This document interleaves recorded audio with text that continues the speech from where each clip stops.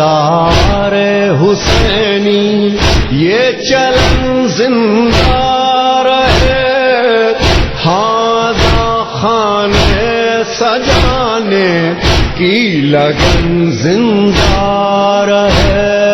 اعوذ باللہ من الشیطان اللعین الرجیم، بسم اللہ الرحمن الرحیم، الحمد للہ وکفی وسلام علی عبادہ الذین اصطفی۔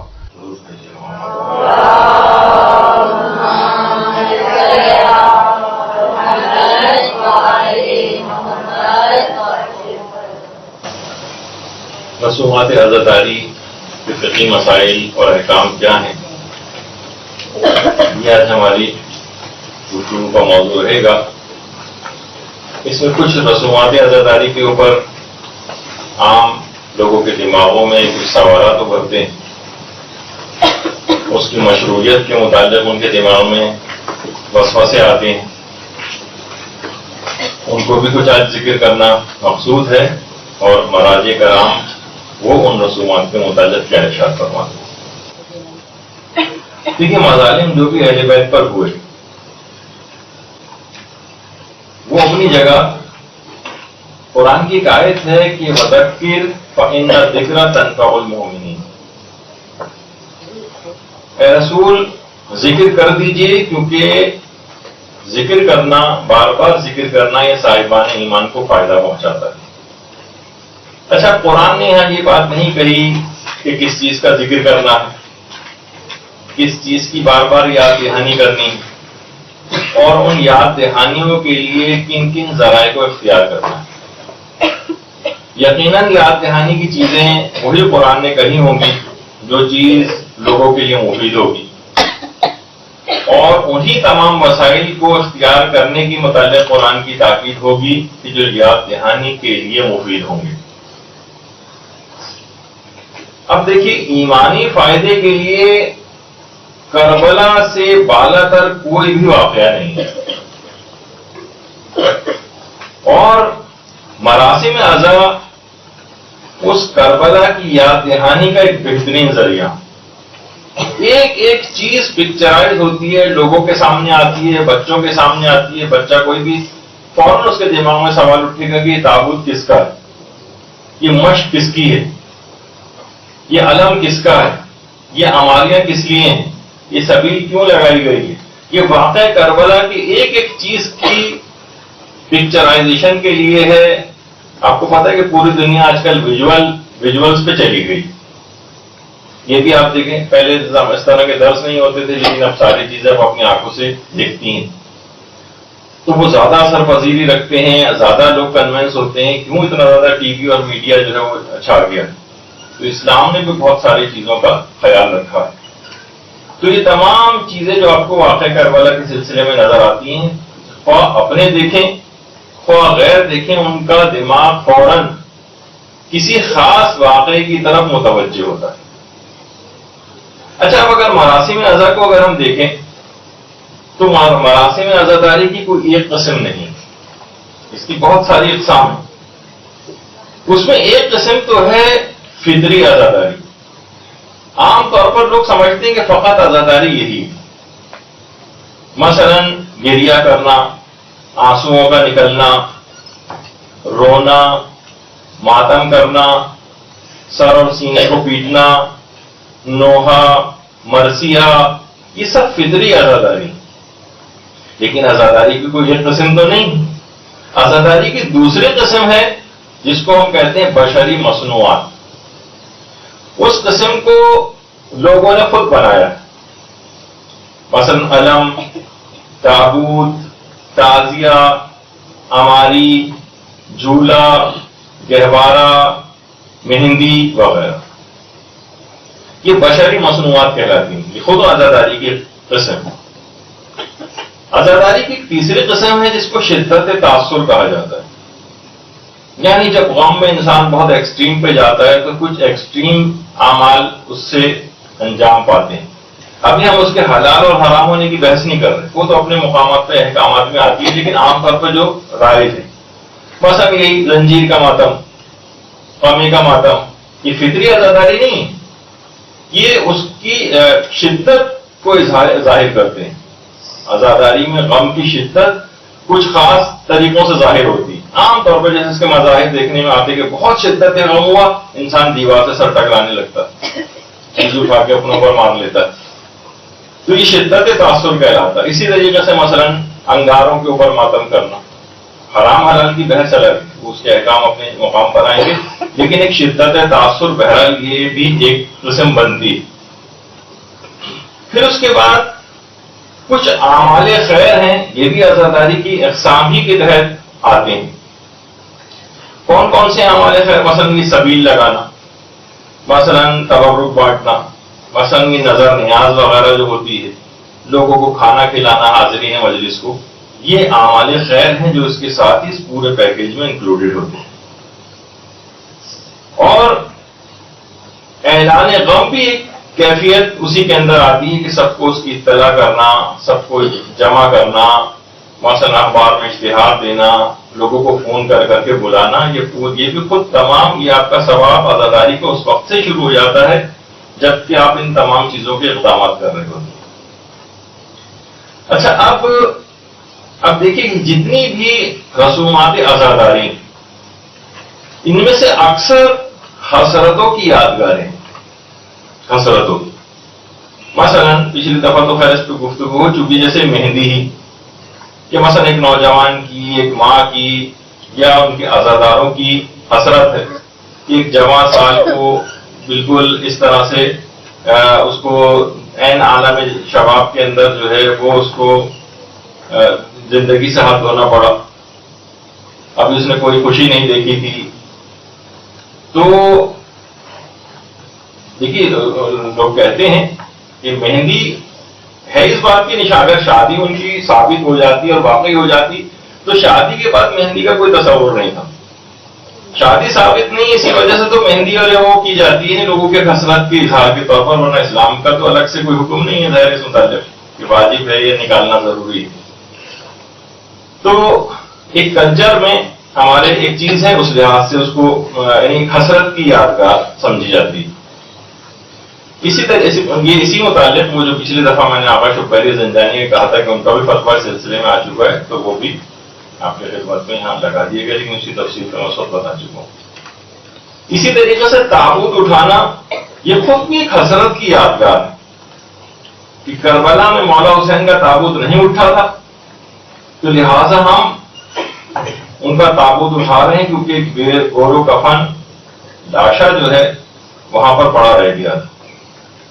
اسی طریقے سے جو 72 تابوت ہیں یہ بھی حسرت کی علامت ہے، وہ بھی سارے امام حسین کے ساتھ ہی وہاں پر شہید ہوئے ہیں. تو ان کی بھی ہماری حسرت ہے کہ اگر ہم اس حسرت کو اب پورا کرتے، اگر ہم ہوتے یا حالات اس طرح کی سازگار ہوتے تو لوگ اسی طریقے سے تمام مراسم کے ساتھ ان کے جنازے کو اٹھاتے. تو یہ جو 72 تابوت وغیرہ بھی ہیں، بہت سے لوگ اس پہ اعتراض کرتے ہیں اور ایک آدھ کافی ہے 72 بنانا، یہ تو کوئی اسراف ہے، اور یہ اس طرح کی آوازیں بھی اٹھنے لگی. ان سب کا فل ایک تاثر ہوتا ہے، لوگ دیکھتے ہیں اتنی بڑی تعداد میں، اچھا اتنے لوگ شہید ہو گئے تھے مارکہ حق و باطل میں، کہ ان کا ایک الگ دیکھنے کا ایک تاثر ہوتا ہے. یہ خود ہماری حسرت کی ایک یادگار ہے. اسی طریقے سے یعنی کہ تمام جو 72 شہید ہوتے ہیں ان کی جو یادگار ہے اسی وجہ سے منائی جاتی ہے.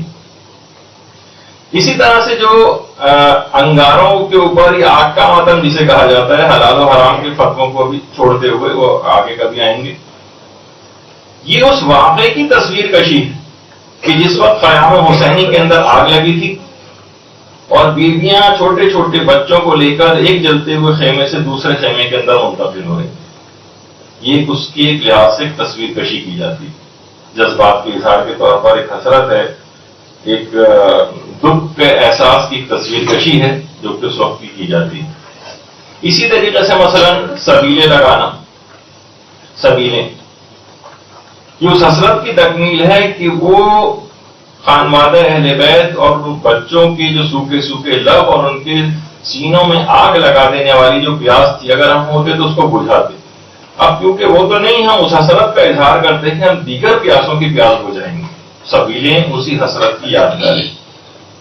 اسی طرح سے حضرت عباس کی مشق، یہ بھی حضرت عباس کی اس حسرت کی یادگار ہے جس دلی حسرت کو لے کر وہ اس دنیا فانی سے کوچ کر گئے کہ وہ بچوں کو سیراب کرنے کی آرزو کو نہ پورا کر سکے. ان کی اس حسرت کی یادگار کے طور پر ہم مشق بناتے ہیں اور لوگ اسی حسرت کی یادگار کے طور پر خود صدقہ بنتے ہیں, لوگوں کو پانی پلاتے ہیں. کہ عباس کی جس طرح حسرت تھی کہ وہ پانی پلاتے لوگوں کو, تو اس حسرت کی یادگار کے طور پر پانی پلاتے ہیں. اور یہی وجہ ہے کہ خود آئے ان کے حرم میں بھی باقاعدہ اس طرح سے جو ہے مشق وغیرہ لگی ہوئی ہوتی ہے. اگر آپ وہاں جائیں مقامات مقدسہ پہ تو آپ کو اکثر جگہوں پر اسی انداز سے لگی ہوئی نظر آئیں گے. اور علماء عرفان کا کہنا یہ ہے کہ حضرت عباس کو اپنے تمام تر القابات کے اندر جو لقب سب سے زیادہ پسند ہے وہ سبقہ ہے. سبقہ یہ حضرت عباس کو تمام جو القابات ہیں ان میں سب سے زیادہ پسند یہی لقب ہے. اچھا, ہم جو ان کے منہ سے الفاظ نکلے ان کی بھی یادگاریں مناتے ہیں. جیسے کہ روایت میں کہ حضرت ام کلثوم علیہ الصلوۃ والسلام نے ارشاد فرمایا تھا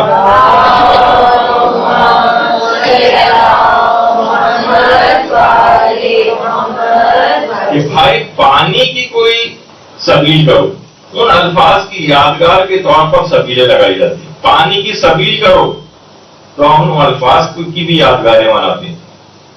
اچھا, اسی طریقے سے سیلانیوں کو کربلا سے شام تک بے کجاوا اونٹوں کے اوپر بٹھا کر لے جائے گا ان کی اس مظلومیت کو یاد کے طور پر, اس حسرت کے طور پر کہ اگر ہم ہوتے تو اس طرح سے نہیں جانے دیتے ان کو. اور باقاعدہ ہماریاں جو نکالنے جانے کا ایک تصور ہے وہ بھی اس حسرت کی یادگار. ہماری کیوں نکالتے ہیں؟ وہ تو خود بے کجاوا اونٹوں کے اوپر گئی ہیں, اس میں تو کوئی ہماریاں نہیں تھیں, لیکن وہ ایک حسرت ہے کہ ہم اس حسرت کا اظہار کرتے ہیں کہ اگر ہمیں موقع ملتا تو ہم یہ ان کو مہیا کرتے پورے تو اس کو احتشام کے ساتھ ان کو ایک جگہ سے دوسری جگہ جانا ہوتا تو اس پر لے کر جاتے. اسی طرح سے قید خانوں کے اندر نہ بچوں کو رونے دیا جاتا تھا, جب بھی رونے کی آواز بلند ہوتی تھی تو باقاعدہ تازیانے مارے جاتے تھے, بچے گھٹ کے رہ جاتے تھے. ان کی اس حسرت کے اظہار کے طور پر ہم بلند آواز کے ساتھ گریا کرتے ہیں کہ ان کو وہاں پر رونے نہیں دیا گیا لیکن ہم کھل کر روتے ہیں, اس حسرت کا ایک لحاظ سے گویا اظہار کرتے ہیں. اسی طرح سے آئمہ کے قبور کے اوپر ڈھایا جاتا تھا, اس کے اوپر پانی چھوڑا جاتا تھا. بقی کا تو پورا کا پورا آئمہ کے سارے روزے منہدم کر دیے گئے. اس حسرت کے اظہار اور مظلومیت کے اظہار کے طور پر ہم ذریعے بناتے ہیں. اپنے گھر میں جو لوگوں کے عزاخانے بنتے ہیں اس کے اندر ذریعہ ہوتی ہیں, انہیں کی یادگاروں کو ہم اٹھا کر جلوسوں کے اندر لے کر جاتے ہیں. یہ ساری حسرتیں. اسی طرح سے حضرت عباس کے شان قلم ہو گئے اور ان کا جو علم تھا وہ نیچے گر گیا. اب ہم اس حسرت کے طور پر ہم ہوتے تو اس کو کبھی گرنا نہ دیتے, ہم علم کو اٹھاتے ہیں, اونچے سے اونچا اٹھاتے ہیں, اونچے سے اونچا اٹھانے کی کوشش کرتے ہیں. یہاں تک کہ اگر کوئی ہمارا محب ان کا محب جو ہے ماؤنٹ ایوریسٹ بھی سر کرتا ہے تو وہاں بھی حضرت عباس کا علم لے کر جاتا ہے. تو بہرحال حضرت عباس کا جو علم ہے, اسی طریقے سے کوئی بچہ بیمار ہوتا ہے اس سے اظہار کے طور پر, ایک برکت کے طور پر بھی حضرت عباس کا علم رکھا جاتا ہے. تو بہت سارے دیکھیے اس طرح کی اس کی مشروعیت ہے, اس کی چیزیں ہیں. باقاعدہ شاعر حسینی میں سے اس کو قرار دیا گیا. آیت اللہ صادق روحانی نے اس سلسلے میں باقاعدہ فتویٰ بھی دیا کہ یہ جو پرچم سیاہ ہے یہ اسی عنوان سے لگایا جاتا ہے کہ زمان و مکان اس بات کے لیے آمادہ ہے کہ امام حسین کی آزاداری برپا کی جائے. نہ ان کے بدعت نیست, نہ صرف ان کی بدعت نہیں ہے جیسے کہ اکثر لوگ نعرہ اس میں لگانے لگے کہ کوئی بدعت ہے, اس زمانے میں تو اس طرح سے کبھی نہیں ہوتا تھا. نہ ان کی بدعت نیست بلکہ از شاعر مذہبی رست استحقاق آیت اللہ صادق روحانی اس کے اندر بھی کہ نہ صرف یہ بدعت نہیں ہے بلکہ یہ اسلام کے اور حسینی شاعر کے اندر سے ہے. اور علم اٹھانا یہ خود تعظیم شاعر حسینی آیت اللہ صافی گل پائیگانی نے جامع الاحکام کی جو دوسری جلد ہے اس میں سوال نمبر 1595 کے اوپر کہا ہے کہ حمل علم بعید نیست از تعظیم شاعر محسوب شود و بے اشکال باشد. فرماتے بعید نہیں ہے کہ اسے تعظیم شاعر میں شمار کیا جائے اور اس کو اٹھانے میں کوئی بھی اشکال نہیں ہے.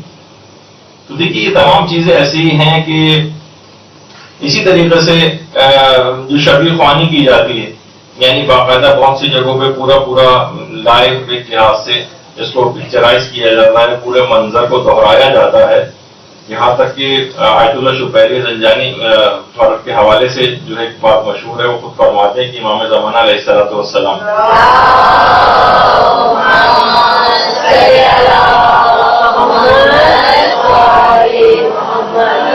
وہ روزانہ 2 مرتبہ پورا واقعہ کربلا اپنی آنکھوں سے دیکھتے ہیں. تو اس وجہ سے کہ یہ ملازم یہ جو جتنے بھی مظالم ہیں یہ بھلا نہ لیے جائیں، ان کو جو ہے وہ باقی رکھا جائے. تو اسی وجہ سے باقاعدہ ان تمام واقعات جو عاشور کے روز پیش آئے اس کو باقاعدہ طور پر بہت سے علاقوں کے اندر، یا پاکستان اور انڈیا وغیرہ میں تو اتنا شروع نہیں ہے یہ، بلکہ ہے ہی نہیں، لیکن عرب ایران وغیرہ کے اندر یہ چیزیں بہت ہیں کہ عام ہیں، اور اس کے متعلق اس کے جواز کے علماء نے فتاوی بھی دی ہیں.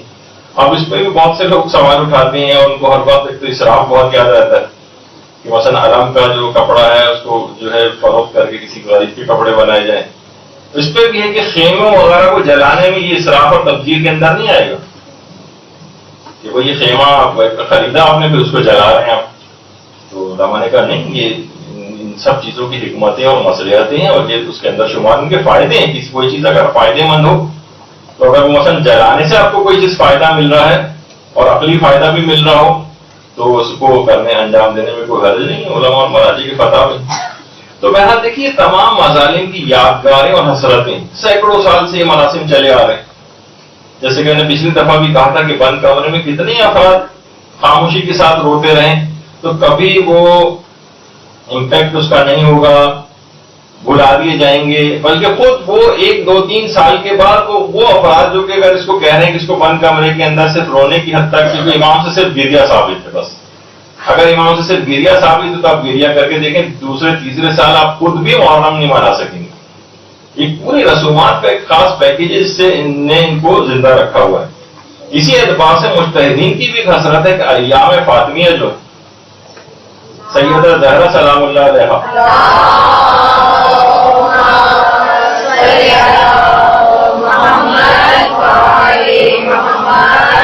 اس کو بھی عاشورہ کی طرح سے منانا چاہیے تاکہ سیدہ کی مظلومیت جو ہے وہ فراموش نہ ہونے پائے.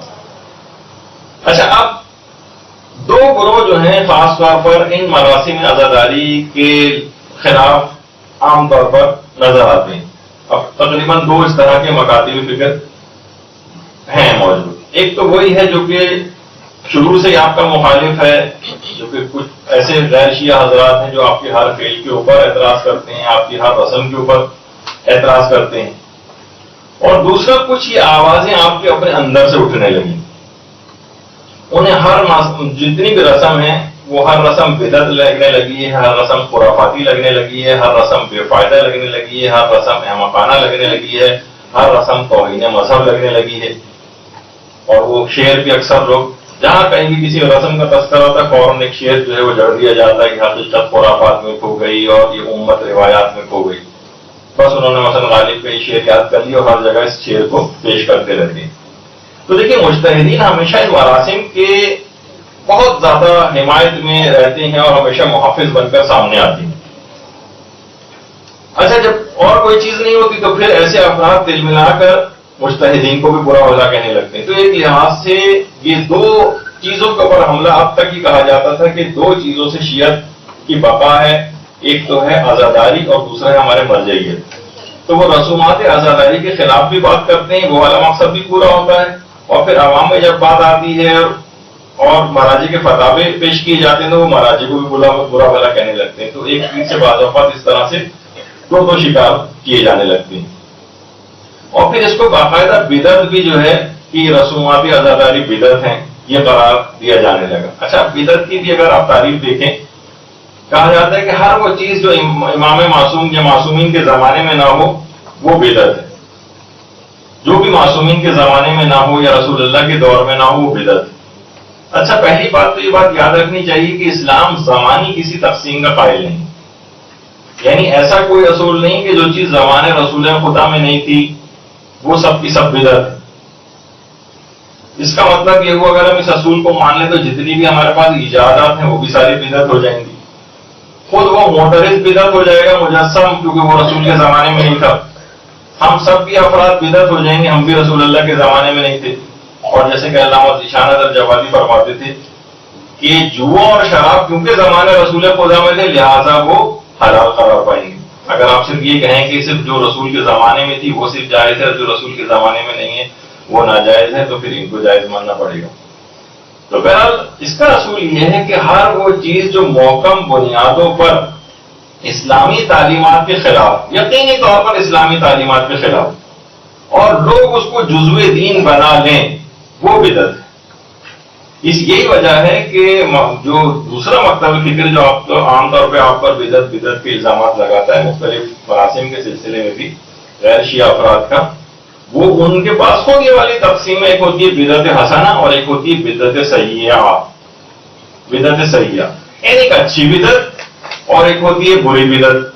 مثلا اچھی بدعات میں انہوں نے جیسے کہ تراویح کو شمار کیا, کہا کہ بدعت ہے, پیغمبر کے زمانے میں نہیں تھی, بعد کے ادوار میں شروع ہوئی ہے, لیکن بہرحال بدعت ہے. اچھا پھر اور بھی بدعت کی اقسام بنائی گئی ہیں. مثلا ایک بدعت حرام ہوتی ہے, ایک بدعت مستحب ہوتی ہے, ایک بدعت واجب ہوتی ہے, ایک بدعت مکروہ ہوتی ہے, ایک بدعت مباح بھی ہوتی ہے. البتہ علامہ ذیشان الجوادی ایک بات بڑی اچھی کہتے تھے, وہ کہتے تھے کہ امت مسلمہ ایک بہت بڑی بدعت کے اندر مبتلا ہے لیکن لوگ اس کے خلاف آواز نہیں اٹھاتے, اور وہ ہے درود میں سے وعلیہ کا لفظ نکال لینا, صلی اللہ علیہ وسلم. یہ مکمل بدعت یعنی پیغمبر کے حکم کے اور سیرت کے سراسر خلاف ہے کہ اس میں سے وعلیہ کا لفظ نکال دیا جائے.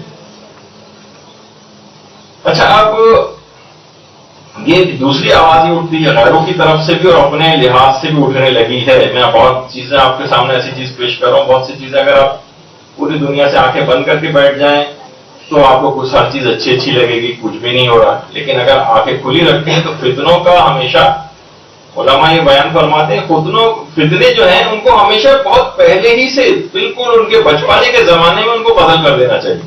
قتل سے مراد یہ کہ ان جو فتنہ اٹھ رہا ہے نا اس کو پہلے سے ہی ٹرنے پندہ پٹ جس کو کہا جاتا ہے, تو اس زمانے اگر یہ تھوڑا سا بھی اگر یہ بڑھ گیا اور یہ آگے کی طرف چلا گیا اور یہ تناور درخت بن گیا تو پھر اس کے کومپلیں کاٹنے سے کچھ نہیں ہوگا, اس کی جڑیں مضبوط ہو چکی ہوتی ہیں. تو ہمیشہ فتنوں کو بہت ہی ابتدا ہی کے اندر اس کا دفیہ جو ہے وہ کرنا پڑتا ہے. تو کہا کہ جناب یہ جو ہے کہ ہاتھ کا جو ماتم ہے یہ بھی ایذائے نفس ہے. اتنی زور سے آپ مار رہے ہیں اور سینے کو لال کیے دے رہے ہیں اور بعض اوقات کھال بھی پڑ جاتی ہے اور سینہ نیلا پڑ جاتا ہے, تو یہ تو خود کو اذیت پہنچانا ہے. آپ کے ہاتھ آزاد ہیں, دشمن سامنے موجود ہے, تو یہ طاقت دشمن کے اوپر استعمال ہونی چاہیے. اچھا آپ دیکھیے اس کی حکمت بھی آپ سمجھیں. دیکھیے عام طور پر وہ تمام اعمال جیسے منہ پیٹنا ہے عزاداری میں یا سینہ پیٹنا ہے, وہ یہ کہتے ہیں کہ دیکھیے یہ اذیت ہے اور انسان خود کو اذیت اس کو پہنچانا کیسے جائز ہو گیا. خود کو اذیت پہنچانا تو جائز نہیں ہونا چاہیے. دیکھیے اس میں بات آ جائے گی تو پھر اس کے بعد میں آگے اس میں اصل جو معاملہ اس کی طرف ہم چلے جائیں گے. ایک ہوتی ہے ایذائے نفس یعنی اپنے نفس کو اذیت دینا, کبھی حقیقی ہوتی ہے اور کبھی اعتباری ہوتی ہے. مثلا میں اس کو مثال دیتا ہوں, یعنی ایک ریلیٹو ہوتی ہے ایک چیز اور ایک ہوتی ہے بالکل حقیقت. مثلا 1000 کا نوٹ دیکھا جائے تو ایک پرنٹڈ کاغذ ہے, اگر حکومت اس پر سے اپنے اعتبار کو اٹھا لے اور یہ کینسل عموماً نوٹ وغیرہ کینسل ہو جاتے ہیں, تو اس کی حیثیت ایک رتی کے برابر بھی نہیں ہوتی. صرف اخبار میں ایک نوٹس آئے گا فلاں والے نوٹ 500 کے نوٹ جو بڑے والے تھے وہ کینسل کر دیے گئے. اب کیا ہے اس فلاں تاریخ کے بعد وہ اس نوٹ حکومت نے اس پر سے اپنا اعتبار اٹھا لیا. اچھا اب کچھ چیزیں ایسی ہیں جیسے تعظیم کرنا, اہانت کرنا, اذیت دینا, یہ کبھی اعتباری ہوتی ہیں, کبھی اس میں قصد و ارادہ شامل ہوتا ہے اور کبھی قصد و ارادہ نہیں ہوتا. مثلا اگر کوئی شخص سجدہ کر رہا ہو تو چاہے وہ تعظیم کی نیت کرے یا نہ کرے، اس کا یہ عمل خود بخود تعظیم شمار ہوتا ہے، سجدہ کرنا. لیکن اگر کسی عالم بزرگ کو دیکھ کر کھڑا ہو رہا ہے اگر کوئی شخص، تو اس کے لیے اس وقت شمار ہوگا کہ جب وہ تعظیم کا ارادہ کرے. ہمیشہ کبھی بھی کسی کو دیکھ کر کھڑا ہونا یہ تعظیم کے لیے نہیں ہوتا. بعض اوقات مارنے کے لیے بھی انسان کھڑا ہوتا ہے. تو ہمیشہ یعنی قیام کرنے کے لیے باقاعدہ اس کو قصد اور ارادہ کرنا پڑے گا کہ میں اس نیت سے اٹھ رہا ہوں فلاں کے احترام میں، تب یہ تعظیم شمار ہو. لیکن کسی کے سامنے اگر سجدہ کر رہا ہو تو چاہے وہ ارادہ کرے یا نہ کرے، ہر صورت میں وہ تعظیم ہی سمجھا جائے گا. اچھا، اسی طرح سے کسی کی توہین کرنی ہے، مثلا دیکھیے جو کچھ چیز ایسی عقلی طور پر سمجھنی پڑیں گی. مثلا کسی کو تماچا مارنا، خواہ کوئی شخص ارادہ کرے یا نہ کرے، خود بخود تماچا مارنا توہین سمجھا جائے گا. لیکن مثلا اگر کوئی شخص باپ کے سامنے سگریٹ پی رہا ہو تو اس وقت تک توہین باپ نہیں سمجھا جائے گا جب تک کہ معاشرہ اس سلسلے میں کوئی حتمی فیصلہ نہ کر چکا ہو. ایک دفعہ میں نے مثال دی تھی کہ بہت سی کچھ عرب ممالک ایسے ہیں جہاں مثلا بیٹیاں باپ کے ساتھ بیٹھ کے سگریٹ پیتی ہیں. ابھی بتانا بھی وہ مشکل چیز ہوتی ہے، بعض اوقات اس کو دیکھ کے بھی لوگ برائی کو بھی جو اڈاپٹ کر لیتے ہیں سن کر، لیکن وہاں معیوب نہیں سمجھا جاتا. لیکن ہمارے ہاں کتنے بھی آدمی 50 سال کا ہو جائے اور 70 سال کے ابا 80 سال کے اس کے سامنے آ جائیں، ہمیشہ سگریٹ چھپا لی جاتی ہے. تو عام طور پر کیا ہے کہ یہ اس وقت تک شمار نہیں ہوگا ابا کی توہین جب تک کہ وہ معاشرہ کوئی اس میں اسٹیٹس سیٹ نہ کر دے کہ جناب ہاں اس سے توہین ہوگی. اچھا، اب ایک چیز اور بھی ہے، آج کل ایک چیز بہت ہو گئی ہے، وہ آپ بار بار سنیں گی کہ مختلف مراسم عزاداری میں آج کل نوجوانوں نے ایک چیز سیکھ لی ہے، وہ صرف رہبر معظم کا ایک فتویٰ صرف اور صرف اس کے متعلق ہے، قمازنی کے متعلق، اور دیگر مراسم کے اندر انہوں نے صرف ایک شرط کے طور پر جو ہے اس کو ذکر کیا ہے، لیکن کسی پر حکم نہیں لگایا. تو نوجوانوں نے کیا کیا، فوراً اس چیز کو پکڑ لیا. اب کوئی بھی رسم اعضاء ان کو نظر آتی ہے، فوراً کہتے ہیں توہین مذہب. حالانکہ خود علماء نے کہا کہ توہین ایک علاقے کے اعتبار سے بھی الگ ہو سکتی ہے. جیسے ابھی آپ نے سنا وہاں پر باپ کی توہین شمار ہوگی اگر یہاں پر کوئی سگریٹ پیے گا، لیکن اور کسی عرب کنٹری میں وہاں توہین شمار نہیں ہو رہی. جیسے پچھلی دفعہ ہم نے مثالیں دی تھی کہ یہاں امام بارگاہ اور مسجد کے اندر سگریٹ پیے گا لیکن وہاں بیٹھ کے حقہ بھی پیتے ہیں تو توہین شمار نہیں ہو رہی ہے مثلا. تو بہت ساری اس طرح کی چیزیں ہیں، اور ہر چیز میں توہین توہین توہین، جس طرح باقاعدہ کوئی لے کر بیٹھا ہوا ہے کوئی چیز. اب بہت سی چیزیں اچھی بھی نہیں لگتی ہیں بیان کرنی. وہ مولانا اشرف علی تھانوی جو ہمارے برادران سنت کی قائلین، انہوں نے اپنی کتاب میں بھی چیز لکھی کہ چاند رات کو سب لوگ چاند دیکھنے کے لیے جا رہے تھے، ایک عورت کہ ہاتھ پہ کوئی نجاست لگی ہوئی تھی، کہنے لگے عام طور پہ عورتیں جو ناک پہ ہاتھ رکھ کے بات کرتی ہیں. تو کسی نے کہا چاند کا ہے، تو اس نے ناک پہ ہاتھ رکھ کے اوپر دیکھا، چاند نظر آتا. کہا چاند نظر تو آ رہا ہے لیکن بہت ہی بدبودار چاند. تو وہ چاند کے اندر بدبو نہیں تھی، وہ آپ کی ناک کے اوپر ایک نجاست لگی ہوئی جس کی وجہ سے بدبو آپ کو آ رہی. تو توہین توہین توہین ہی کچھ آپ کو ذاتی طور پر آپ کو توہین کی جو بو محسوس ہو رہی تھی، کوئی ناک کا کوئی پرابلم ہے، ورنہ اصلاً توہین نہیں. تو بعض اوقات یہ بھی ہوتا ہے کہ مذاق میں انسان اگر کوئی بات کہتا ہے تو وہ اس وقت تک توہین شمار نہیں ہوتی جب تک سامنے والا اس کو توہین نہ سمجھے. ورنہ آپ یہ نہیں کہہ سکتے بھائی میں تو مذاق کر رہا تھا. نہیں، آپ نے توہین میں مذاق کیا. اسی طریقے سے ایک چیز ہوتی ہے ایذائے نفس اور ایذائے غیر. دوسرے کو تو آپ اذیت نہیں پہنچا سکتے، ضرورتی برابر اذیت نہیں پہنچا سکتے، لیکن اپنے نفس کو اتنی اذیت پہنچا سکتے ہیں اگر اس سے بالاتر کوئی مفاد آپ کے سامنے ہوتا ہے. مثلا اگر کسی شخص کو جو ہے وہ اپنا وزن کم کرنا ہے، اب وہ جاگنگ کر رہا ہے اور وہ واکنگ کر رہا ہے، تو کتنی نفس کو ایذا پہنچتی ہے. یہ تو کوئی ان سے پوچھے کہ جب واقعی جن لوگوں کو یہ کرنا پڑتا ہے تو کتنی نفس کو ایذا پہنچ رہی ہے، بھاگے جا رہے ہیں، سانس پھول رہا ہے. اور لیکن کیا ہے، وہ کہتے ہیں اس سے بالاتر ایک مفاد ہے ہمارے سامنے. مثلا انسان صبح کی نیند قربان کر کے فجر کی نماز کے لیے اٹھتا ہے، اذیت ہو رہی ہے اس کو گرم گرم بستر چھوڑ کے جانے میں سردیوں کے دنوں میں، لیکن کیا ہے اس سے بڑا ایک مفاد اس کے سامنے ہوتا ہے. اسی طریقے سے مثلا سخت گرمیوں میں روزے آ جاتے ہیں، اس کے نفس کو اذیت پہنچ رہی ہوتی ہے، ایذائے نفس ہے ایک لحاظ سے دیکھا جائے، لیکن کیا ہے وہ کہتا ہے کہ نہیں، اس سے کہیں بڑا اور ایک بالاتر مفاد وہ ہمارے سامنے ہے. یعنی بلند مقصد اور زیادہ فائدے کے لیے اگر انسان اذیت اٹھاتا ہے تو ایک عین عقلی چیز ہے. اسی طریقے سے جیسے کہا جاتا ہے کہ جناب اس میں آپ کو کیا، انسان بہت سی چیزیں کتنی خوشی خوشی تکلیفیں اٹھاتا ہے، مثلا حج و عمرے کے جو سفر کرنے کے لیے جاتے ہیں لوگ، حج پہ کتنی تکلیفیں اٹھانی پڑتی ہیں اس کو. تجارت کے سفر کے لیے جاتا ہے، کتنے لمبی لمبی فلائٹس لینی پڑ رہی ہیں اور ٹرانزٹ لینے پڑ رہے ہیں، اس کو تھکاوٹ ہو رہی ہے. آپ سیاست دانوں کو آپ دیکھتی ہیں کہ کتنی محنتیں کر رہے ہیں، پسینے میں شرابور ہو رہے ہیں، جانوں کو خطرے کے اندر ڈال رہے ہیں، خطاب کرنے کے لیے جا رہے ہیں.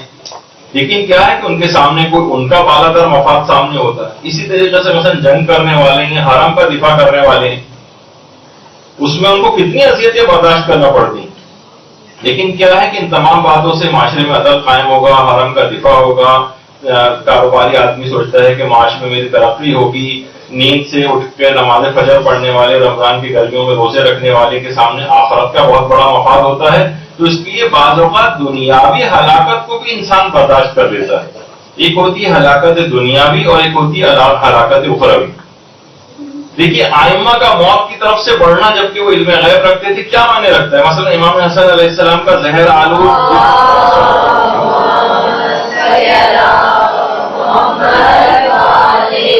زہر کیوں کیا انہوں نے؟ امام حسین جانتے بوجھتے جو ہے کربلا کے میدان میں کیوں گئے جبکہ معلوم تھا کہ وہاں پر جا کر زندگی سے ہاتھ دھونا پڑے گا؟ امیر المومنین علیہ السلام نے اپنے ملزم کو سوتے سے کیوں اٹھایا جبکہ معلوم تھا کہ مجھے قتل کرے گا؟ تو دیکھیے ان اعمال میں دنیاوی جسم کی اگرچہ ہلاکت ہوتی ہے، نابودی ہوتی ہے، مگر حکم خدا کے مطابق عمل کرنے میں اس کو ایک بڑا فائدہ حاصل ہوتا ہے کہ ابدی حیات حاصل ہو جاتی ہے. تو کبھی انسان جان کو خطرے میں ڈال کر حیات حاصل کرتا ہے اور کبھی جان بچا کر بھی اس کو موت آ جاتی ہے. مثلا اگر کوئی شخص میدان جنگ سے پارا اختیار کر کے اپنی جان بچا لے تو ہلاکت اخروی اس کو ملتی ہے. تو دیکھیے عام طور پر بھی اگر آپ دیکھیں تو جو قرآن کی آیت بھی ہے اس میں وَلَكُمْ فِي الْقِصَاصِ حَيَاتٌ، قصاص میں زندگی ہے. بھائی قصاص میں ہاتھ چور کا کٹ رہا ہے، اس کا ہاتھ مڑتا ہو کے کٹ کے نیچے گر رہا ہے، آپ کہہ رہے ہیں زندگی. قاتل کی گردن اڑائی جا رہی ہے، اس کی گردن تن سے جدا ہو رہی ہے، موت آ رہی ہے، اسلام کہہ رہا ہے کہ زندگی. یعنی ایک بالاتر مفاد ہے اس کے آگے.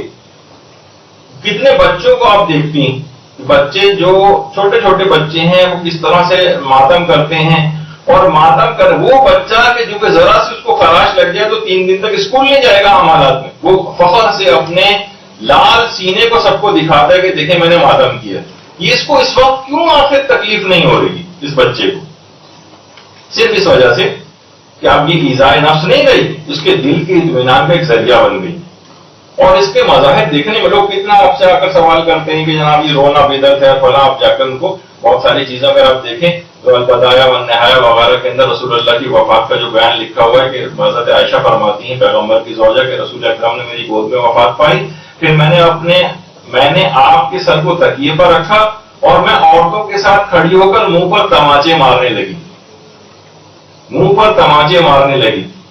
تو اب دیکھیں یہ فطرت کا ایک جذبات کا ایک اظہار ہوتا ہے. روایت کے کنز العمال یہ بھی ہمارے برادران اہل سنت کی ملا علی متقی ہندی کی جو کتاب ہے کہ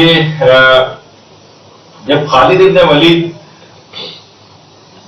مرے تو بنی مغیرہ کی عورتوں نے 7 روز تک ماتم کیا، اپنے سینے پیٹے، گریبان چاک کیے، نظر نیاز بھی چلتی رہی، اور اس نوح خوانی اور ماتم سے حضرت عمر نے بالکل منع نہ فرمایا. یہ باقاعدہ ان کی دیکھیے کتابوں کے اندر لکھا ہوا ہے. تو بعض اوقات یہ ہوتا ہے کہ انسان یہ سوچتا ہے، اس کے پاس دلائل نہیں ہوتے ہیں تو فوراً یہ کہنا کہ بھائی یہ تو ایذائے نفس ہے. نہیں، اس سے بالاتر ایک مفاد بعض اوقات ہوتا ہے. جیسے کہ میں نے آپ کے بچوں کی مثال میں نے آپ کے سامنے جو ہے وہ پیش کی ہے اور دیگر مثالیں پیش کی ہیں. تو ان تمام چیزوں کے اندر بالاتر مفادات ہیں. یہ بظاہر ویسی چیزیں نہیں ہیں جتنی بھی رسومات عزاداری کہ آپ ایک سرسری نگاہ میں اس کو دیکھیں اور کہیں نہیں اس کا تو کوئی فائدہ نہیں. ان کی ہر چیز کا فائدہ ہے. یہاں تک کہ آپ دیکھیں کہ اگر مراسم عزا جو ہم اپنی آنکھوں سے دیکھتے ہیں بچوں کے دماغ میں ساری چیزیں ابھر رہی ہوتی ہیں. حتیٰ کہ اگر کوئی گونگا بہرا بچہ جو اس کے کان میں آواز نہیں گئی کبھی، جو بول نہیں سکتا ہے، وہ بھی اگر اسے کام پھر اس تک واقع کربلا کیسے پہنچے گا؟ وہ ان رسومات کو دیکھ کر واقع کربلا کو پہچانے گا. یہ تمام چیزیں. تو اسی طرح سے عاشور کے روز کتنا زیادہ روایات کے اندر بھی یہ بات آئی کہ علی الوجوہ لاتمات، کہ جو بیویاں تھیں سیدانیاں تھیں منہ پر تماچے مارتی ہوئی خیموں سے باہر آئی، منہ پر تماچے مارتی ہوئی. اور جس وقت روایات کے اندر ملتا ہے کہ حبیب ابن مظاہر کو جب حضرت زینب سلام اللہ علیہا نے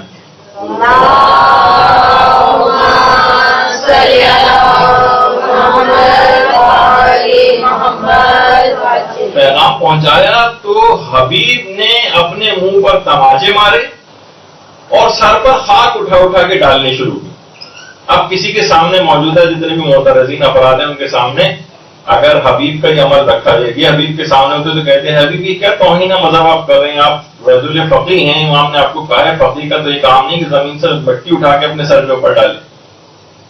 تو یہ ایک انسانی جذبات کا ایک اظہار ہوتا ہے جو جس کا حبیب جیسے فقیہ نے بھی اس کا مظاہرہ کیا ہے, اور آپ اس کو جو ہے خلاف عقل قرار دے رہے ہیں, ان کو خرافات قرار دے رہے ہیں, ان کو توہین مذہب قرار دے رہے ہیں. تو ایسا کوئی بھی نہیں. اسی طریقے سے آپ دیکھیے اگر اربعین پر نجف سے کربلا کا جو پیدل سفر ہے, اس سفر کے اندر انسان کتنی صعوبتیں اٹھاتا ہے. کسی بھی شخص کے سامنے آپ رکھیں کہ بھائی جو آپ کے مثلا پاؤں زخمی ہوئے چلے جا رہے ہیں اور آپ کو تکلیف ہو رہی ہے, ساری اذیتیں آپ کیوں برداشت کرنے. عشق حسین اس کے اندر اس کا بالاتر وفات کیا ہے, امام حسین کے عشق میں اس میں اضافہ ہوتا جاتا ہے. تو صرف بجائے اس کی کہ آپ اپنا علمی معیار بڑھائیں, آپ غیروں کے چند تانے سن کر نوجوان اپنے رسم و رواج اور اپنی عزاداری کی جو رسومات ان کو چھوڑنے کو تیار ہوں. کہا جاتا ہے بھائی اپنے دلائل چیک کر لیں. جیسے کوئی شخص کسی کو کہے کہ بھائی دیکھو کوا تمہارے کان لے گیا, تو ہم کوے کے پیچھے بھاگنا شروع کر دیں. بھائی اپنے کانوں پہ ہاتھ لگا کے چیک کر لیں کان لے کے بھی گیا یا نہیں لے کے گیا. اپنی تو دلائل چیک کر لو نا. آپ کے پاس آپ نے اپنی صلاحیت بڑھا نہیں رہے. دیگر افراد جو بھی اعتراض کرتے جا رہے ہیں سب آپ کہہ رہے ہیں کہ کیونکہ وہ اعتراض کر رہے ہیں لہٰذا ہمیں اس کو چھوڑ دینا چاہیے. تو جتنی بھی رسومات آپ چھوڑتے چلے جائیں گے وہ غیر جن کی وجہ سے آپ چاہ رہے ہیں کہ آپ اپنی رسومات چھوڑ دیں وہ تب بھی آپ سے راضی نہیں ہوں گے. یہی وجہ ہے کہ آیت اللہ بہجت سے بھی بات سوال پوچھا گیا کہ بعض افراد کہتے ہیں کہ مختلف شاعر حسینی جو ہیں یہ دشمنانے جو ہمارے دشمن ہیں یہ ان کا نا مذاق اڑاتے ہیں, مسخرہ کرتے ہیں. تو آپ اس سلسلے میں ارشاد فرمائیے کہ کیا کریں.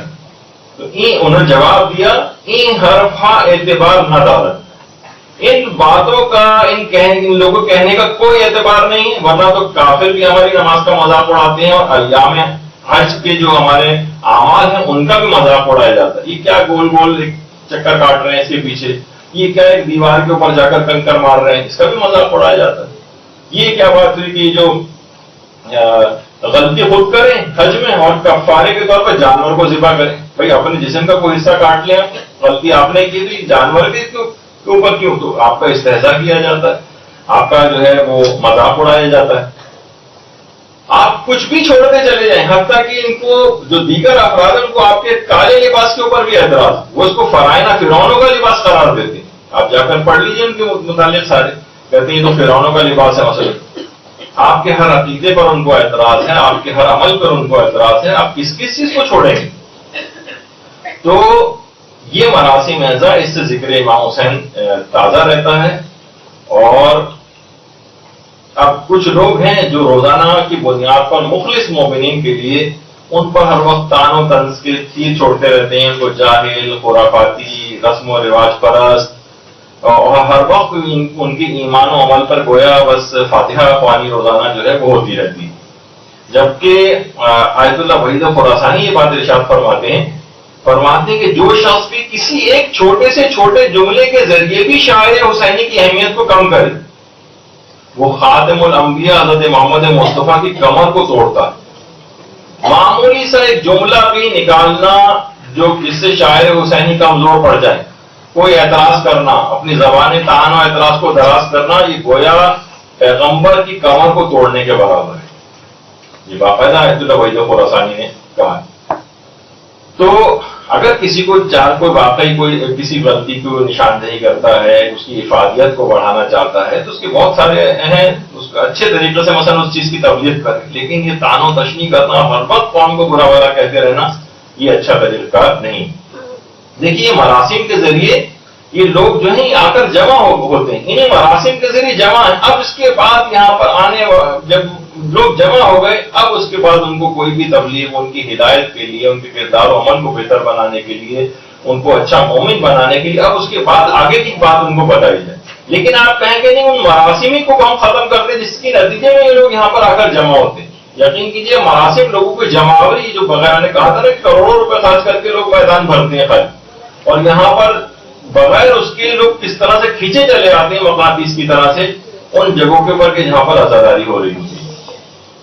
تو اب اس لحاظ سے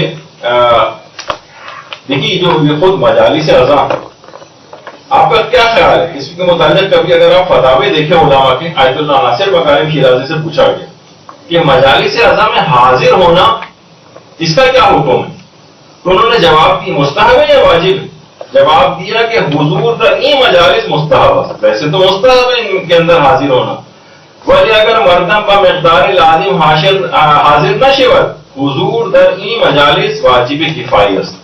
اگر خاص تعداد میں جتنی مجالس کو برپا کرنے کے لیے لوگوں کی ضرورت ہوتی ہے, اگر اتنے لوگ حاضر نہ ہوں تو اس میں حاضر ہونا واجب کفایی ہو جائے گا. احکام عزاداری جو ان کی کتاب ہے آیت اللہ ناصر مکارم شیرازی کی, اس میں سوال کا انہوں نے جواب دیا کہ ویسے تو مستحب ہے لیکن اگر اتنی مقدار میں لوگ نہ آئیں جتنی ریکوائرڈ ہے مجلس کی شان و شوکت کے لیے اور مجلس کے لیے جتنے ضروری افراد ہوں تو پھر واجب کفایی ہو جائے گا. اس طرح نماز جنازہ واجب کفایی, یعنی پھر واجب کی ایک کیٹیگری کے اندر چلا جائے گا مجالس عزا کے اندر حاضر ہونا, جو کہ خود مراسم عزا کا یہ انتہائی امپورٹنٹ پارٹ ہے. اسی طرح سے آیت اللہ شیخ مرتضی حائری وہ تو یہ فرماتے کہ روایات کو مد نظر رکھتے ہوئے امام حسین پر گریہ کرنا, گریے کا مستحب ہونا ضروریات مذہب شیعہ میں سے, ضروریات مذہب شیعہ کے معنی اگر کوئی اس کا انکار کرتا ہے تو وہ شیعت سے خارج سمجھا جائے گا. یعنی امام حسین پر گریے کا مستحب ہونا, یعنی اتنا مسلم و ثبوت یہ مسئلہ ہے. اس کے علاوہ آیت اللہ وحید شیخ آیت اللہ سید محمد حسینی وحیدی تبریزی وہ فرماتے کہ امام حسین پر گریہ اور مجالس عزا کو برپا کرنے کا اتنا ثواب ہے جس کو نہ زبان بیان کر سکتی اور نہ قلم لکھ سکتا, اتنا زیادہ اس کا ثواب.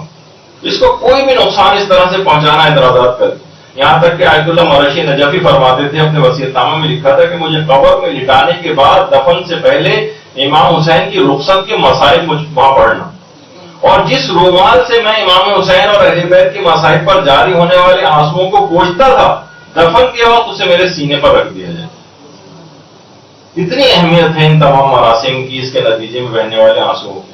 اور آیت اللہ احمد انصاری فرماتے تھے رحلت سے پہلے فرمایا تھا کہ دنیا سے خالی ہاتھ جا رہا ہوں, ایک عمل سے امید ہے وہ ہے امام حسین پر گریہ, صرف اس سے امید ہے کہ یہ شاید مجھے بچا لے. اور علامہ مرتضی عسکری فرماتے تھے آیت اللہ مرتضی عسکری کہ معصومین کی عزاداری ان کی تعلیمات کو زندہ رکھنے کا مصداق ہے, یعنی یہ جتنے بھی مراسم عزا انجام دیتے ہیں اس سے ان کی تعلیمات زندہ ہوتی ہیں. آیت اللہ فاضل انکرانی فرماتے تھے کہ اگر امام حسین کا قیام نہ ہوتا تو پہلی صدی میں اسلام کا سورج غروب ہو جاتا, اور عزاداری امام حسین اسی قیام کو زندہ رکھنے کا سبب, یعنی امام حسین نے اس قیام کو زندہ اور باقی اس عزاداری کی رسومات میں رکھا ہوا. اور آیت اللہ محمد تقی جعفری فرماتے ہیں کہ عزاداری امام حسین کے بارے میں سوال کرنا جائز ہے یا نہیں. یہ سوال کرنا ایسا ہی ہے جیسے ہی سوال کیا جائے کہ حق کا دفاع کرنا واجب ہے یا نہیں, ظالم کی مخالفت واجب ہے یا نہیں, اور عدل و انصاف جائز ہے یا نہیں. یعنی اتنی ایسی بات ہے کہ آپ گویا اس طرح سوال کر رہے ہیں, یعنی حیرت کا اظہار کیا کہ عزاداری امام حسین کے بارے میں سوال کرنا. اور آیت اللہ مجتہدی تہرانی فرماتے تھے کہ میرے جتنے بھی درس ہیں ان میں کامیابی کی وجہ درس کے ساتھ ساتھ مجالس توسل اور ذکر امام مصائب امام حسین اور سینہ زنی, یعنی میں نے جتنی کامیابیاں دینی طور پر حاصل کی وہ ان رسومات عزاداری بھی اس کے ساتھ یہ میں بجا لاتا تھا, اس وجہ سے حاصل کی. تو اس چیز کو کبھی بھی آپ اپنے اس سے نکالے نہیں, اور یہ چھوٹی چھوٹی جو بھی مباح رسومات ہیں یہ بھی ساری ان کو بھی ویسے ہی انجام دیں. مجتہدین کے پاس ان کے جواز کے جو ہے وہ سب فتاوے وغیرہ موجود ہیں. اچھا اب آ جائیے, اب ایک سوال ہے کہ عام طور پر رسومات عزاداری کے اندر ایک چیز اور بھی ہوتی ہے, وہ مثلا یہ کہ ہاتھوں میں مثلا کلاوے لوگ پہنتے ہیں, ہتھ کڑی پہنتے ہیں, بیڑی پہنتے ہیں, بہت سے لوگ زنجیر نما چیز پہنتے ہیں, عام طور پر سب جو ہے وہ ملتی ہیں. تو اس پہ بھی ایک چیز اعتراض یہ ہوتا ہے کہ یہ تو آئمہ نے اپنی مرضی سے تو نہیں پہنی تھی، یہ دشمن نے پہنائی تھی، ظالموں نے کیونکہ پہنائی تھی تو لہذا یہ ظالموں کی سنت ہے. اور یہ مثلا ابھی آگے چل کر اس کا بھی تذکر آئے گا کہ ہندوانی رسم ہے اس طرح سے پہننا، تو یہ نہیں پہننا چاہیے. تو دیکھیے اس کے کچھ تو جواب اس طرح سے دیے جاتے ہیں کہ مثلا دیکھیے ایک تو یہ ہے کہ اگر آپ کہیں کہ ظالموں نے زبردستی ان کو پہنائی تھی، انہوں نے کوشش سے تو زنجیریں یا رسیاں نہیں پہنی تھیں، تو یہ تو ظالموں کی سنت ایک لحاظ سے آپ اس کو زندہ کر رہے ہیں. تو ہم پھر یہ کہیں گے کہ ظالموں نے تو ان کو پیاسا بھی رکھا تھا، تو اس کی یادگار کے طور پر ہم صبح فجر سے لے کر عصر تک کیوں عاشور کے روز فاقہ کرتے ہیں اور بھوکے پیاسے رہتے ہیں؟ کہ بھوکا پیاسا رکھنا تو ظالموں کا فیل ہے نا، تو یہ ہم خود سے کیوں کرنا شروع کر دیا ہم؟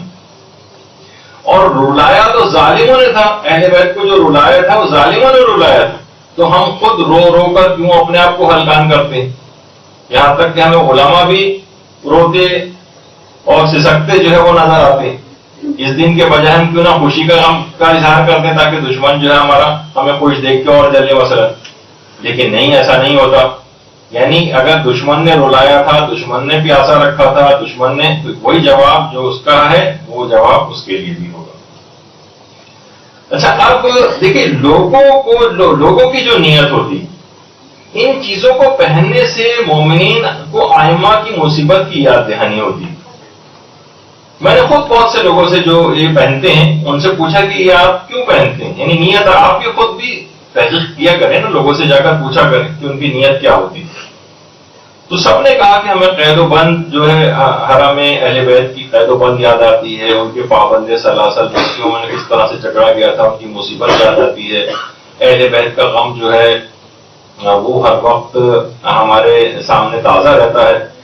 اور کسی نے تو بہت اچھا جملہ بھی کہا اس سلسلے میں کہ یہ جو ہم کہتے ہیں کہ یا لیتنی کنت معکم فافوز فوزا عظیما، کہ ہم بھی مولا آپ کے ساتھ ہوتے تو ہم بھی عظیم کامیابی حاصل کرتے. تو انہوں نے فرمایا بڑا اچھا جملہ کہ ہم اگر ان کے ساتھ ہوتے تو ہمارے ساتھ کیا ہوتا؟ ہم شہید ہوتے، ہم قید کیے جاتے، ہم زندان و درباروں میں لے کر جائے جاتے، ہمیں ہتھکڑیاں ڈالی جاتی، ہمیں بیڑیاں پہنائی جاتی، ہمیں توپ و سلاسل اور رسیوں میں جگڑا جاتا. مائیں اس نیت سے پہلے پہناتی رہی ہیں. دیکھیے بہت ساری نیتیں ایسی ہیں جو شروع میں تھی، اب نکل گئی، تو اس کو دہرانے کی ضرورت ہے نیتوں کہ بہت سی رسومات دیکھیے باقی رہ گئی، نیت نکل گئی.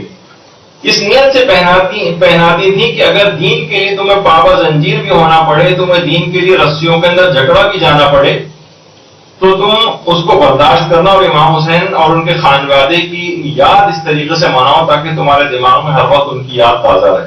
جب بھی تم اپنے ہاتھ میں مثلا جو ہتھکڑی یا کڑا یا جو کوئی بھی اس طرح کی چیز پہنی اس کو دیکھو تو فوراً یاد کرو. اکثر لوگ کہتے ہیں کہ ہم جب بھی دیکھتے ہیں ہم درود پڑھتے ہیں ان کے اوپر. آپ بھی پڑھ لیجیے.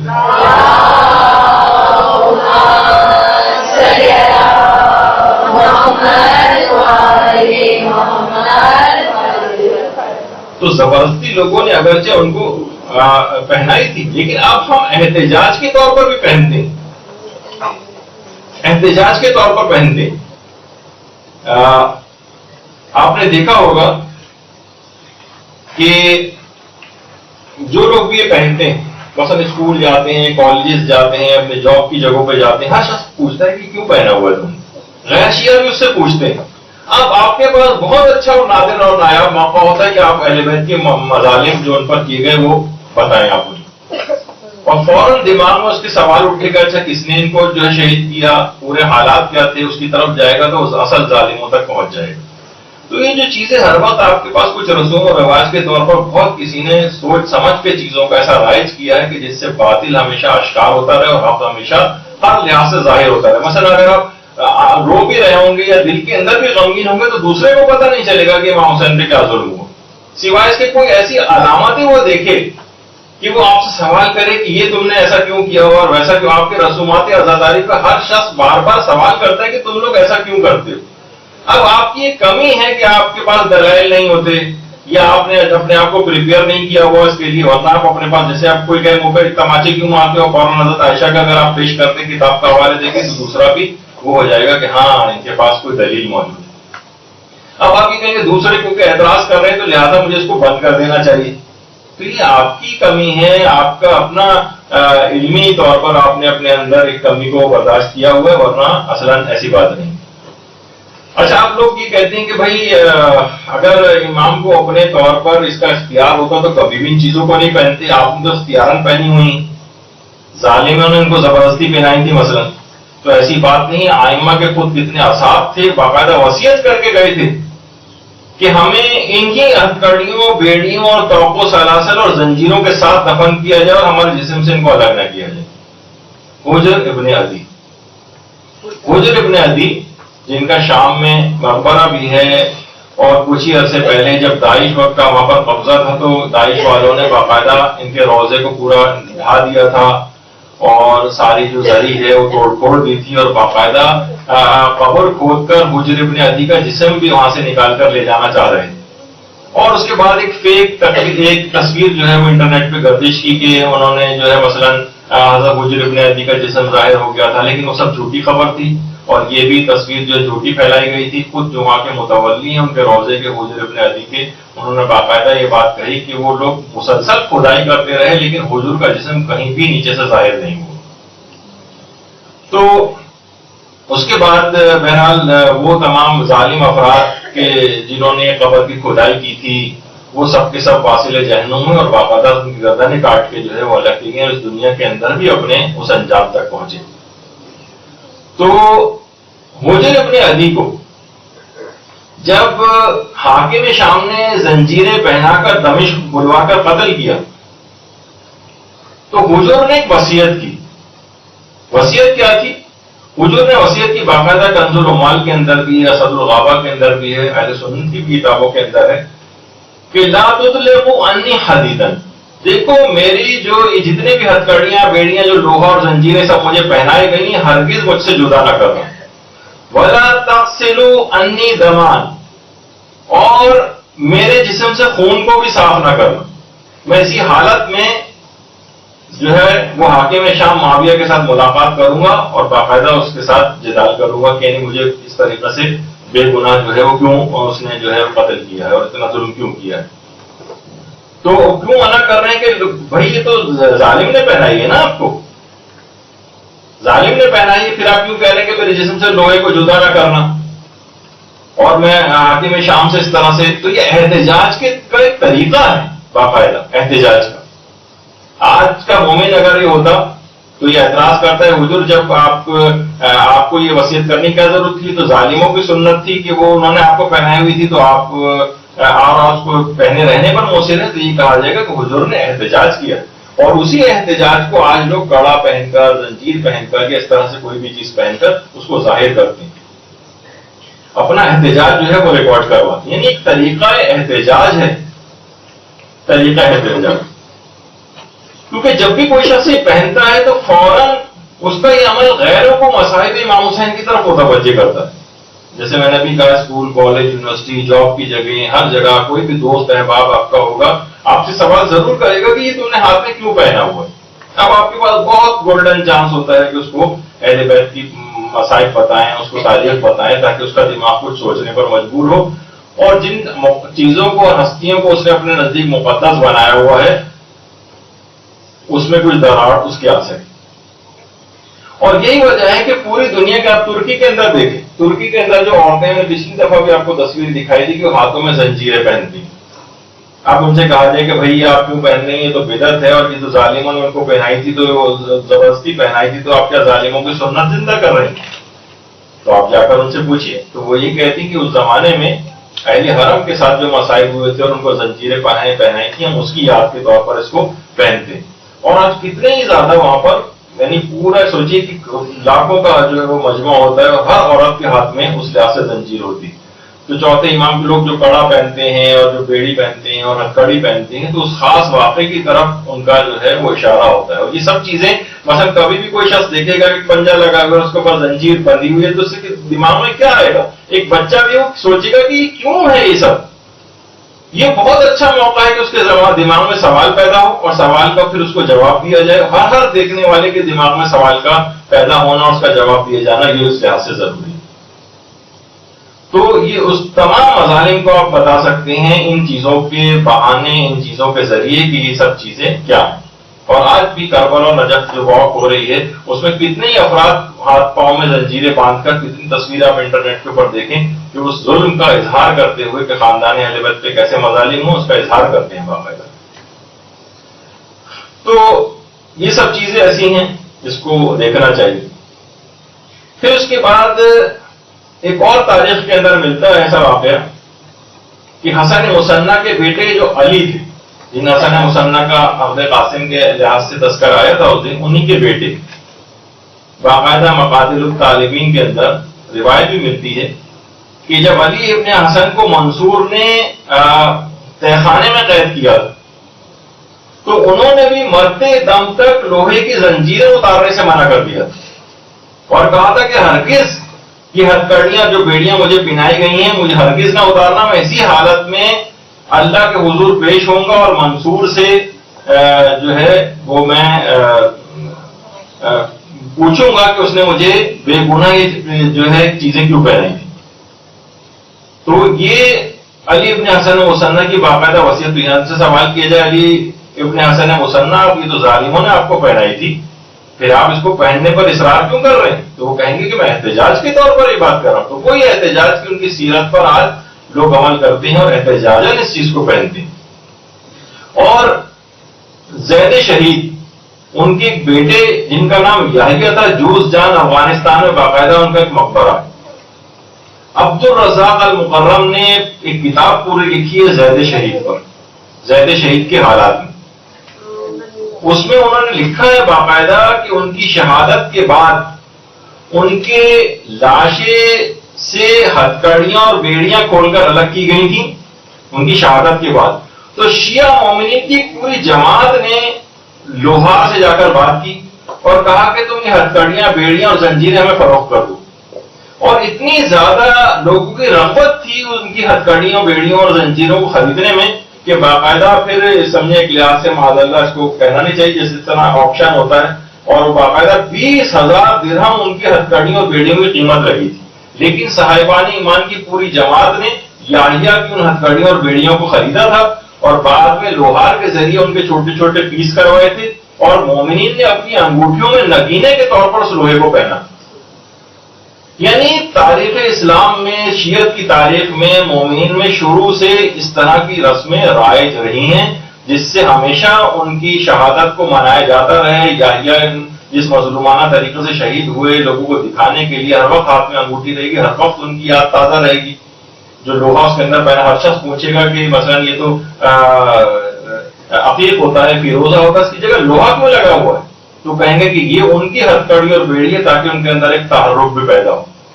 تو بہرحال اسی طرح سے علماء فرماتے ہیں کہ ہمارے ساتویں امام، امام موسی کاظم علیہ السلام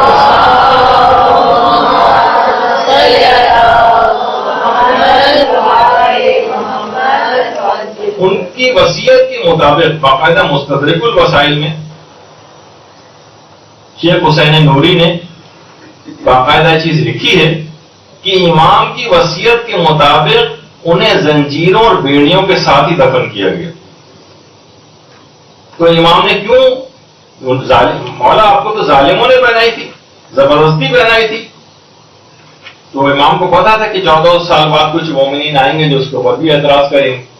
تو اس لحاظ سے امام اس کا انتظام پہلے سے کر کے گئے تھے اور ان کا عمل بتا رہا ہے کہ ایسی کوئی بات نہیں تھی اور ان چیزوں کا پہننا کوئی بھی حرام نہیں ہے. دیکھنے والا بھی متوجہ ہوتا ہے اور جو اس کو پہن رہا ہے وہ بھی ان کی طرف متوجہ ہوتا ہے. دیکھیے یاد دہانی اور توجہ کے لیے تو کتنی واجب عبادتوں کے اندر اس کی مثالیں جو کچھ چیزیں رائج کی گئی. مثلا نماز کے دوران جو مہر امین استعمال کی جاتی، نماز کا مسئلہ ہے، واجبات کا مسئلہ آپ کو خود یاد رکھنی چاہیے کہ آپ کی کون سی رکعت چل رہی ہے اور آپ کا کون سا سجدہ ہے. نہیں اس کے لیے مثلا ایک مشین بنائی گئی تاکہ ہمیں رکعتیں یاد رہیں، ہمیں اپنے سجدے یاد رہیں. مہر امین آپ دیکھیں آج جگہ جگہ ملتی ہے، لوگ مومن جو زیادہ شکی ٹائپ کے ہوتے ہیں اس کو استعمال کرتے ہیں. عبادتوں کے اندر یاد دہانی کی چیزیں. یا مثلا طواف میں 7 دانوں کی تسبیح کون سی روایت کے اندر آئی ہے، کون سی حدیث کے اندر آئی کہ طواف کے چکروں کو یاد کرنے کے لیے 7 دانے کی تسبیح ہاتھ میں رکھی جائے. نہیں، ہمیں تذکر ہوتا ہے، یاد دہانی ہوتی ہے، تو واجب عبادت تک کے اندر ان چیزوں کو رسومات کے طور پر یا مثلا یاد دہانی کے لیے کوئی کسی طریقہ کار کے طور پر. تو اب اگر کوئی شخص مثلا اپنے ہاتھ میں کوئی ایک ہرے رنگ سے رنگ کا کوئی وہ کپڑا سا باندھ لے، کوئی مسک کیا ہوا کسی آئمہ کے ذریعے سے کوئی دھاگا باندھ لے، کوئی کراوا باندھ لے، اس سے کوئی کڑا پہن لے، کوئی مثلا ہتھکڑی ٹائپ کی کوئی چیز جس سے ان کی یاد آتی رہے، تو اس میں کون سا مذائقہ ہے، کون سا ایک حرام کام ہے کہ جس کا وہ مرتکب ہوا ہے کہ اس کو برا بھلا کہا جائے. آپ ہندوستانی کے حوالے سے کتنے فتاوے بھی علماء جو ہے وہ نقل کرتے ہیں. مثلا سوال پوچھا گیا کہ ان کے فتوے کے مطابق جو جوابات علماء دیتے ہیں کہ ممبر حسینی کا بوسہ لے کر اپنے آپ کو متبرک کرنے کا کیا حکم، یعنی ایک عام ممبر، لکڑی کا ممبر رکھا ہوا ہے، اس طرح سید الشہداء کے غم میں نکلے ہوئے جلوس کے علامہ مبارک اور امام بارگاہ کی دیواروں کا بوسہ لینا کیا جائز ہے یا نہیں؟ جواب: ایسا کرنے میں کوئی حرج نہیں، بلکہ ہر وہ چیز جس کی نسبت سید الشہداء اور دیگر ائمہ معصومین کی طرف ہو ان سے متبرک ہونے میں کوئی اشکال نہیں. ہر وہ چیز جس کی صرف نسبت سید الشہداء سے ہو جائے. یہ کڑا کوئی پہن رہا ہے، یہ نسبت ہو رہی ہے امام سجاد سے. یہ مثلا کوئی کلامہ پہن رہا ہے اسیرانی کربلا سے ایک نسبت کے طور پر پہن رہا ہے، پر ہمارے کسی چیز کی بھی نسبت سید الشہداء اور دیگر ائمہ معصومین کی طرف ہو تو اس سے متبرک ہونے میں کوئی اشکال نہیں.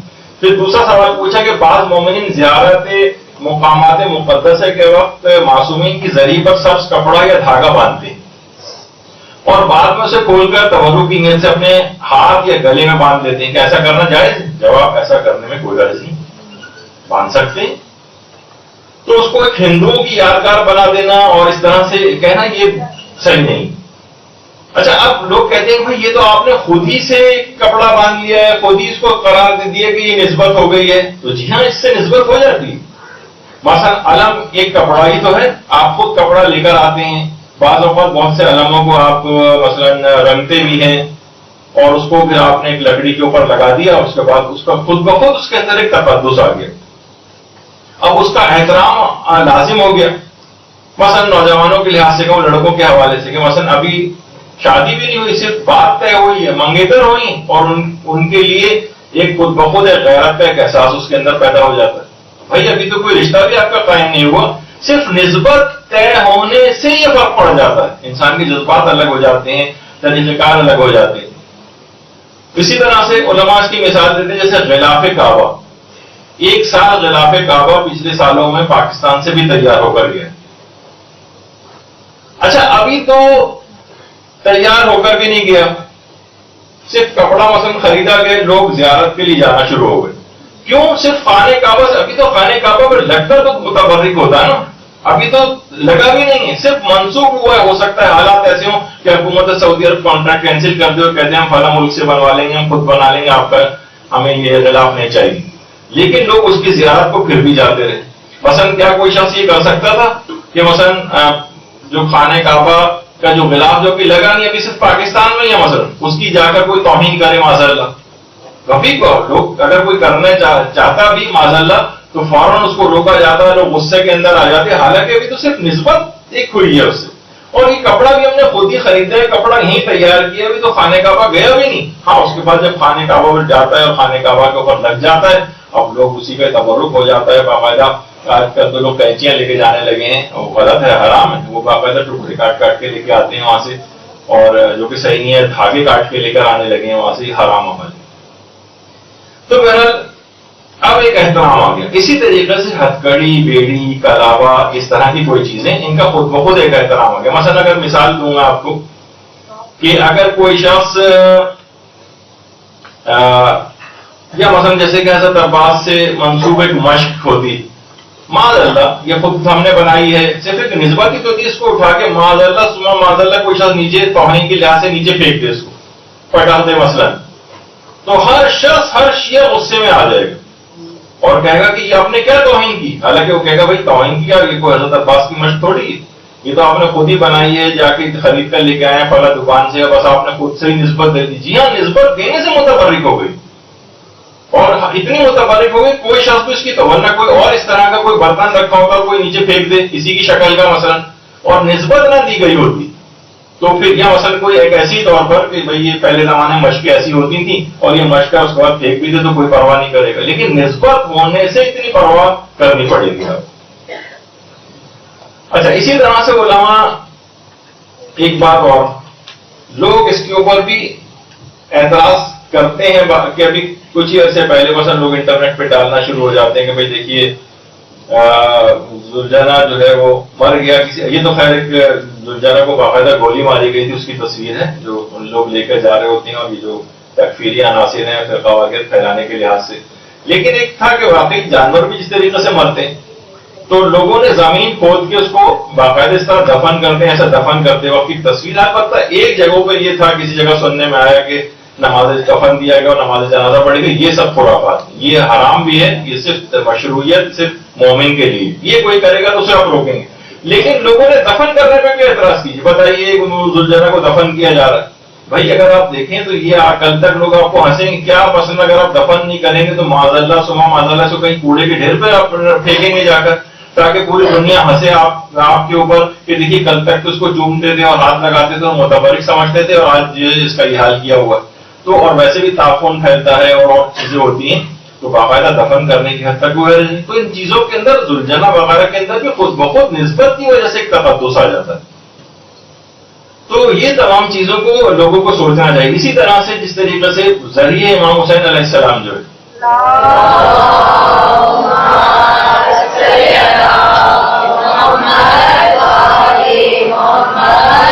باقاعدہ ایران کے اندر تیار ہو کر گئی اور مکمل ذریعہ ایران میں تیار ہوئی اور ابھی گئی بھی نہیں تھی وہاں، اور بے تحاشا لوگ، ہزاروں کی تعداد میں لوگ روزانہ آ رہے ہیں.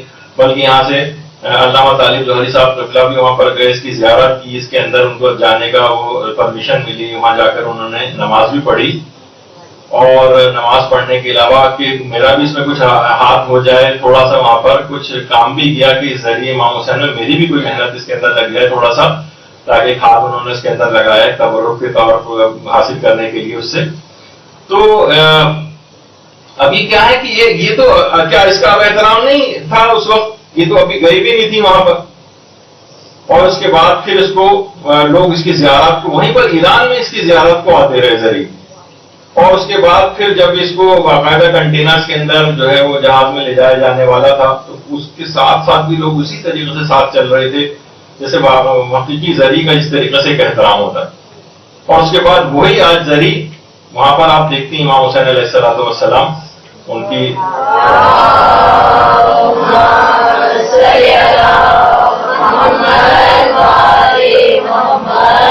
تو ایک نسبت کا ایک احترام آ گیا. وہی چیز کسی بھی جگہ جا کر تیاروں سے بھی منسوخ ہو جائے، ہو سکتا ہے نہ بھی وہاں پر جا کر لگے، لیکن پھر بھی خود بخود اس کا احترام کرنا لازم اور ضروری ہو جاتا ہے. اب آ جائیے بہت سے مسائل فقہ بھی اس کے اندر ہیں کہ مثلا باقاعدہ اللہ حافظ بشیر نجفی سے بھی سوال پوچھا گیا کہ اگر کڑی اس نیت سے پہنی جائے، جس کو ہم کڑا کہتے ہیں یا ہر کڑی بیڑی اس طرح کی کوئی چیز نیت، تو انہوں نے یہ جواب دیا کہ اگر کڑی کو اس نیت سے پہنا جائے کہ امام نے حکم دیا ہے تو پھر تو کڑی پہننا حرام. یعنی کڑا کڑی کوئی بھی اس طرح کی جو چیزیں آپ دیکھتی ہیں جو لوگ پہنتے ہیں، لیکن اگر اس نیت سے پہنے کہ امام کی قید کو نہ بھولے تو یہ باعث ثواب ہے. یعنی اب لوگوں کی نیت یہی ہوتی ہے. اور باقاعدہ الگ سے بھی اس کا ایک سوال، یہ تو خود ہمارے مدرسے نے ایک سوال آیت اللہ سیستانی کو بھیجا تھا کہ پاکستان اور انڈیا میں ایام اعظم مومنین عام طور پر اسمال جو چھوٹی چھوٹی چینز ہوتی ہیں ہاتھوں میں وہ پہنتے ہیں جنہیں ہتھ کڑی یا کڑا کہتے ہیں، اور اس سے ان کو امام سجاد کی یاد آتی ہے. اور کچھ دھاگے ہاتھ میں باندھتے ہیں جس کو کلاوا کہتے ہیں، باقاعدہ وہ نام بھی مینشن کر دیے تھے. اس سے ان کو ان رسیوں کی یاد آتی ہے جو اسیران کربلا کی گردنوں میں باندھی گئی تھی. ان لوگوں کو یہ بات پتہ ہے کہ یہ مباح عمل ہے، یعنی اس کو کوئی حکم شریعت نہیں سمجھ رہے ہیں، لیکن اس سے وہ ان کی یاد سے قریب کربلا والوں کی یاد سے قریب اپنے آپ کو محسوس کرتے ہیں. تو کیا یہ عمل کرنا جائز ہے؟ کیا ان کو یہ کام نہیں کرنا چاہیے؟ کیا یہ کوئی مکروہ عمل ہے؟ لیکن اس سے کیا ہوتا ہے کہ ان کو اس طرح کی چیزیں پہننے میں وہ شہداء اور اسیران کربلا کے قریب خود کو سمجھتے ہیں. تو آپ بتائیے کہ آپ اس سلسلے میں کیا فرماتے ہیں؟ تو جواب دیا آقا سیستانی کی طرف سے آیا بسم تعالیٰ it is permissible and there is no problem, کوئی حرج نہیں ہے، بالکل جائز۔ تو آپ نے دیکھا کہ یہ تمام چیزیں سامنے ہیں، اور اگر کچھ افراد کو یہ تمام رسومات یہ سب جو ہے وہ خرافات لگنے لگی ہیں۔ اچھا آپ دیکھیے یہ عمل مباح ہے، لیکن آقا سیستانی فرماتے ہیں ممکن ہے مباح کام کا بھی آپ کو ثواب مل جائے۔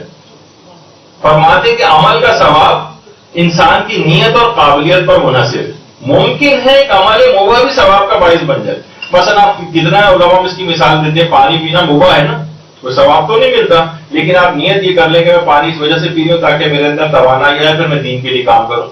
میں رات کو اس وجہ سے کھانا اس نیت سے کھاؤں کہ رات کو اٹھ کے نماز شب پڑھوں گی تو مجھے تھکاوٹ نہ فیل ہو، تو یہ کھانا اور پانی جو ہے وہ آپ کے لیے ثواب کا باعث بن جائے گا۔ تو آقا سیستانی فرماتے ہیں ممکن ہے عمل مباح ہو، جیسے یہ سب چیزیں پہننا مباح عمل ہے، لیکن آپ کی نیت اگر آپ کو اسیران کربلا یاد آ رہے ہیں، امام حسین یاد آ رہے ہیں، سید سجاد یاد آ رہے ہیں، تو یہ مباح عمل بھی ممکن ہے آپ کی نیت کے باعث مستحب عمل کے اندر اور نیک عمل کے اندر تبدیل ہو جائے۔ اچھا اب اگر کسی شخص کو یہ ہے کہ بھئی ہم جو ہے نہیں، ہمیں تو یہ سب چیزیں خرافاتی لگنے لگی، تو ہم ان سے کہتے ہیں ٹھیک ہے، پھر آپ ایسا کریں ایک ڈیلیگیشن بنائیے، تمام مراجع کے پاس جائیے، وہاں سے متفقہ فتویٰ لے آئیے، تو ہم سب لوگ مل کر ان سب کو ختم کروا دیں گے۔ لیکن کسی بھی شخص کو جو ایک آدمی ہو، دو آدمی ہو، مثلا وہ یہ نہیں اختیار مل جائے گا کہ بھئی میرے سامنے ایک آڈینس بیٹھی ہوئی ہے، ایک صاحب خطاب کر رہے ہیں، جیسے اب یہ جو ہے مائک والا ہے جو لینے کے لیے آیا ہے کہ مائک واپس اٹھا کے لے جانا، تو جتنے یہاں پر ایسے چھوٹے چھوٹے سے گروپ، چھوٹے چھوٹے سے لوگ وہ جو ہے کوئی سا بھی حکم بیان کر کے کہ یہ رسم حرام ہے وہ رسم حرام ہے، تو اس کے ان کی باتوں کی کوئی حیثیت نہیں ہوگی۔ تو اب نہ نوجوان کوئی اس طرح سے، نہ کوئی سطحی معلومات رکھنے والا کوئی مولانا مراسم اعضاء کے خلاف اگر مثلا کوئی مہم چلائے تو ہم اسے احترام کے ساتھ روکیں گے کہ یہ کام نہ کریں، یہ حلال و حرام کرنے کا جو اختیار ہے یہ فقط مجتہد کے پاس ہے اور کسی کے پاس نہیں۔ اچھا اسی طریقے سے ایک رسم اور بھی ہے، دیکھیے بہت ساری چیزیں جیسے میں نے اس سے پہلے کہا تھا کہ علاقائی رسومات ہیں، اسی کے اندر ایک ہے جو یہاں پر اب تک آئی نہیں ہے، گل مالی دینے، گل مالی جس کو کہا جاتا ہے، اور باقاعدہ مٹی وغیرہ اپنے اوپر لگائی جاتی ہے۔ ان کو وہ بھی یہی کہتے ہیں کہ ہمیں سے یاد آتی ہے کہ روایتوں کے اندر یہ کہ مثلا وہ غبار آلود تھے، وہ سوچیے کہ آپ جو کربلا سے لے کر اور شام تک کا سفر جو ہے کیسے کیسے ریگستانوں سے ہوتے ہوئے ان کا جسمانی اعتبار سے کیا حالت تھی، تو ہم اپنے آپ کو ان کے حلیے جیسا بناتے ہیں تاکہ وہ والی مصیبت بھی ان کی یاد رہے۔ اب اس کے اندر ہی باقاعدہ رہبر معظم سے بھی سوال پوچھا گیا، اور ایران کے اندر تو یہ سب سے زیادہ ہوتا ہے، عرب میں بھی ہوتا ہے، لیکن ایران میں سب سے زیادہ ہوتا ہے۔ تو انہوں نے کہا کہ اگر یہ عمل مٹی اور اپنے آپ کو اس طرح سے جو کیچڑ ٹائپ کی بھی کچھ اپنے اوپر لگاتے ہیں، اگر یہ عرفاً حزن اور غم کے مظاہر میں سے شمار ہو اور عزاداری شمار ہو تو اس کو کرنے میں کوئی اشکال نہیں، یعنی خود رہبر معظم کی طرف سے بھی کہ اس کو کرنے میں کوئی اشکال نہیں۔ البتہ کچھ اس طرح سے اپنے آپ کو کرتے ہیں کہ جو تمام علماء نے کہا ہے کہ اب غلطیدن جس کو کہا جاتا ہے اپنے آپ کو پورے دیکھیے عوام ہے نا، عوام تو افراط و تفریط کا شکار ہوتے ہیں۔ اب اتنی زیادہ کسی کوئی لگانے لگے گا تو اسے روکا جائے گا، لیکن یہ نہیں کہا جائے گا کہ مثلا یہ رسم کو بالکل ختم کر دیا جائے اور بند کر دیا جائے۔ اگر آپ صرف گل مالیدن لکھ کر آپ گوگل امیجز کے اوپر جا کر سرچ کریں تو آپ کو اتنی بڑی تعداد کے اندر، ایک لحاظ سے اگر ہم اس کو والا لفظ استعمال کریں توہین مذہب والا، تو اتنی نظر آئے گی کہ قامدنی اس کے مقابلے میں کم لگنے لگے گی، اسے آپ نوٹ کر کے دیکھ لیجیے۔ تو مقصد کہنے کا یہ ہے کہ یہ بہت لوگ جب حد سے، خاموش رہ کے ذرا سنیے، لوگ جب حد سے زیادہ تجاوز کرتے ہیں تو ان لوگوں کو، یعنی ہم اس رسم کو ختم نہیں کریں گے بلکہ ان کو اعتدال کے اندر لوگوں کو لے کے آئیں۔ مثلا اگر کوئی شخص واقعی جیسے عام طور پہ ہوتا ہے اتنی بڑی بڑی تلواریں جو ہے مارنے لگے، تو جن کے یہاں جائز کیے وہ بھی علماء کہتے ہیں کہ بھائی اس میں بھی اعتدال میں رہ کے کیا جائے، آپ کے نقصان کوئی نہ پہنچ جائے آپ کو۔ یعنی جو جواز کے بھی قائل ہیں وہ بھی اتنے زیادہ اس میں اسراف کرنے کو نہیں کہتے، حد سے تجاوز کرنے کو نہیں کہتے، جیسے عام طور پہ عوام عام طور پہ کرنے لگتی۔ تو لیکن اس کو ختم نہیں کر دیں گے، کیونکہ مثلا ہم کہیں گے جب بل والدین کے مجھے یہ پسند اپنے غبار آلود اپنے آپ کو کرنا یا مثلا اپنے جسم کے اوپر مٹی وغیرہ لگانا، تو یہی وجہ ہے کہ آیت اللہ صادق روحانی نے اس سے بھی پوچھا گیا، انہوں نے کہا کہ غلطیدن در گل کار صحیح نہیں، یہ تو صحیح نہیں کہ انسان پورا لت پت اس میں ہو جائے، اما مختصری پہ پیشانی زدن خوبص، تھوڑی سی اگر پیشانی پہ لگا لی جائے، اور یہ خود آیت اللہ صادق روحانی جن کا یہ فتویٰ ہے وہ خود اس عمل کو انجام دیتے ہیں، اپنی پیشانی کے بعد تھوڑی سی مٹی لگانا، یہ غم و حزن کی وہاں پر ایران کے اٹھ کے اندر ایک علامت اور ایک نشانی وہ سمجھی جاتی ہے، اور باقاعدہ انہوں نے اپنی جو آفیشیل ویب سائٹ ہے اس پہ اس کے فتوے بھی دیے کہ تھوڑا سا صرف پیشانی پہ لگانا بس یہ مطلوب ہے۔ اچھا اسی طرح لیکن ایران کے اندر بہت پورے گروپس ہوتے ہیں، پورے مٹی اپنے آپ کو جو ہے وہ زیادہ جو ہے وہ لگا لیتے ہیں، اور عام طور پر خواتین یہ تو خیر عموماً جائز حد تک ہی ہے، وہ دوسری یہ ایام ہے جس میں واقعی لگتا ہے کہ انسان غبار آلود ہے، غم منا رہا ہے، اس کا وزن جو ہے اس سے ظاہر ہو رہا ہوتا ہے۔ اچھا بہت سے لوگ اب دیکھیے ابو زرعی جو اتنا زیادہ جہاد کرنے والا شخص، عام طور پر یہ بھی کہا جاتا ہے جو مراسم میں اذان انجام دے رہے ہیں یہ خرافاتی ٹائپ کا ہے، اس کا کوئی تعلق نہیں ہے جہادوں سے، اس کا کوئی تعلق نہیں ہے حرم کے دفاع سے، یہ لوگ بزدل ہوتے ہیں، یہ تو بس رسومات کے اندر غرق ہے۔ نہیں، ایسا نہیں ہے، یہ اس قسم کے طنز و تعانی اور تشکیل دینا عزاداروں کو ہر وقت ان کو جو ہے یہ کہتے رہنا یہ بھی بہت غلط ہے، اس سے قوم ڈیوائڈ ہو رہی ہے، اس سے قوم انتشار کا شکار ہو رہی ہے، اس سے لوگ لڑائی جھگڑے کے اندر مبتلا ہو رہے ہیں، اور گویا یہ تاثر اس طرح سے مل رہا ہوتا ہے کہ گویا جو حرم کا دفاع کر رہا ہے یا جو مثلا جہاد کر رہا ہے اس کا مراسم اعضاء سے تعلق نہیں ہوتا، اس کا دوسرا نتیجہ یہ نہیں کرنے لگتا ہے جو کہ بالکل غلط ہے۔ تو اس طرح سے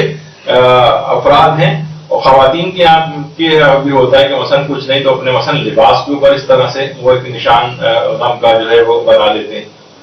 آیت اللہ مہدی امامی اتنے مراجع کا طریقہ کار ہے، اگر یہ سب غلط ہوتا ہے، خرافات ہوتی تو یہ لوگ کبھی انجام نہ دیتے، اپنے جسم پر، اپنی داڑھی پر، اپنے امامے کے اوپر جو اس طرح سے لگانا، اور اسی میں گریہ کر رہے ہوتے ہیں، ان کے مسائل کو یاد کر رہے ہوتے ہیں، ان کے خاک آلود ہونے کو یاد کر رہے ہوتے ہیں، تو کتنی چیزیں آپ کو دیکھیے اس طرح سے نظر آتی ہیں۔ لیکن کوئی بھی چیز اگر جیسے ابھی سے پہلے کہا کہ حد سے زیادہ اگر کوئی چیز تجاوز کرے گی تو ظاہر ہے پھر اس کو روکا جائے گا کہ نہیں اتنا زیادہ نہیں بلکہ درمیان میں رہتے، اسی میں لوگ پھر نمازیں وغیرہ بھی وہاں پر پڑھتے ہیں، اور علماء کا طریقہ کار باقاعدہ یہ ہے کبھی بھی کوئی خرافاتی رسم ہوتی تو اس کو کبھی بھی جاری نہیں کرتے، اور بلکہ علماء دوسرے لوگ آتے ہیں ان کے ہاتھ سے لگواتے ہیں کہ آپ ہمیں اپنے ہاتھ سے مٹی وغیرہ جو ہے وہ لگائیں اور ہمیں خاک آلود کریں، اور تو وہ اس وقت کو یاد کر رہے ہوتے ہیں جب بیویاں اس طرح سے، جیسے کہ آپ نے ابھی اس سے پہلے سنا کہ حبیب نے اپنی پیشانی پر خاک اٹھا کے ڈالنی شروع کر دی تھی، تو اس مصیبت کو بعض اوقات جو ہے وہ یاد کر رہے ہوتے ہیں۔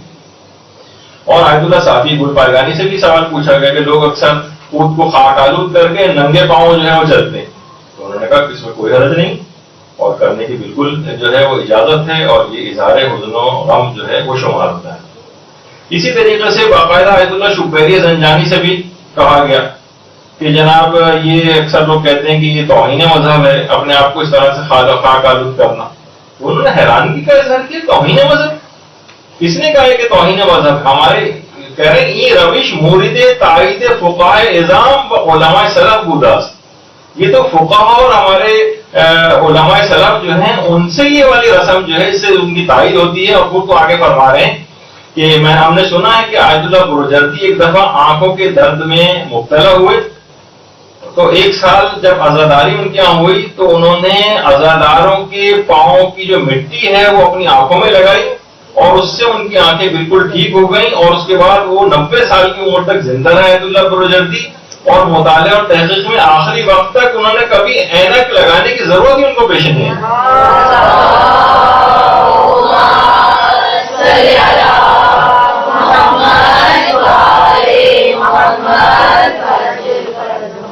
تو بہرحال اس لحاظ سے آپ دیکھیں کہ یہ اس کو علماء وہاں پر بھی طریقہ کار رائج ہے، ہر جگہ پر ایک غم و حزن کی علامت کے طور پر ہے، لوگ اس کو خرافاتی کہیں کچھ کہیں، لیکن تمام علماء نے اس کی اجازت دی ہے. خود آیت اللہ شکری زنجانی ان کا ابھی آپ نے سنا، ان سے بھی جب یہ سوال پوچھا گیا کہ اپنے جسم پہ لوگ اس طرح سے لگا لیتے ہیں مٹی اور ننگے پاؤں جو ہے عزاداری میں چلتے ہیں، تو انہوں نے کہا کہ مانے نہ درد کوئی حرج نہیں ہے، بلکہ از مصادیق تعظیم شاعر و مستحب است، یعنی یہ تعظیم شاعر حسینیہ کے اندر شمار ہوگا، اس کی تعظیم کرنے میں شمار ہوگا، اور یہ مستحب بھی.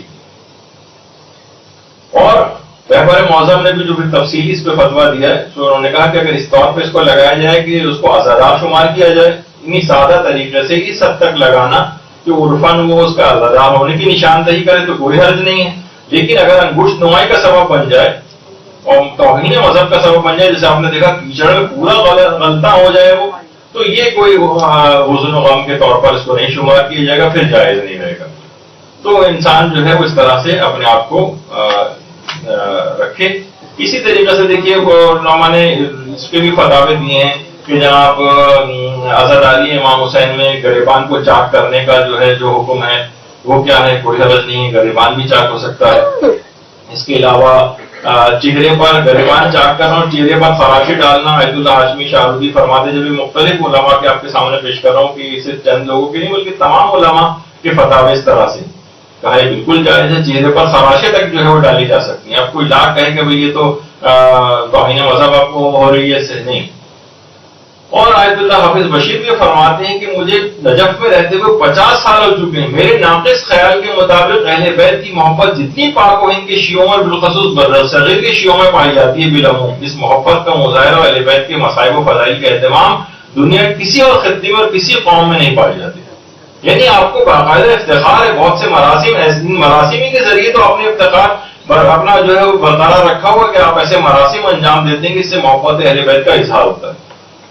اب دیکھیں کہ لوگ کس طرح عزاخانوں کے اندر نوجوان مصروف ہو جاتے ہیں اور جناب وہ لگائے جا رہے ہیں اور زلجھنوں کو سجایا جا رہا ہے، اور جناب ایسے ایسے طریقوں سے جو ہے وہ تابوت بھی سجائے جا رہے ہوتے ہیں.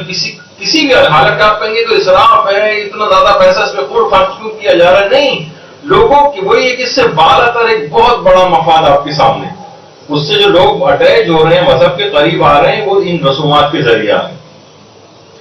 چھوٹی چھوٹی بچیاں، اب کوئی کہے کہ جناب عام طور پر اس پہ میں اس دفعہ آیا نہیں، ورنہ اس پہ بھی لوگ کہتے ہیں کہ اس پہ اثرات آپ لوگوں کی ذرا وہ ہے فائدہ مندی چیز ہو جاتی ہے. وہ اگر میں اس کا ذکر کرتا کہ بھائی جو ہے یہ لوگ کالے کپڑے جو ہے ہر سال جو ہے خواتین سلوانے جاتی ہیں، تو اگر وہ سلوا بھی رہی ہیں، مثلا جس بچی کے لیے بھی تو ہرے رنگ کا یہ سب پہنایا باقاعدہ خریدا ہوگا، پہنایا جانے کے لیے سلوایا گیا ہوگا، یہ کوئی فیشن کے طور پر تو نہیں ہے. لیکن ان جس طریقے سے تمام چیزوں سے علامتوں سے اظہار ہوتا ہے غم کا، اس کے لیے اگر کپڑے سلوانے بھی آپ کو پڑے وہ ٹھیک ہے، ہدف خود نمائی نہیں ہونا چاہیے، ہدف کوئی فیشن نہیں ہونا چاہیے.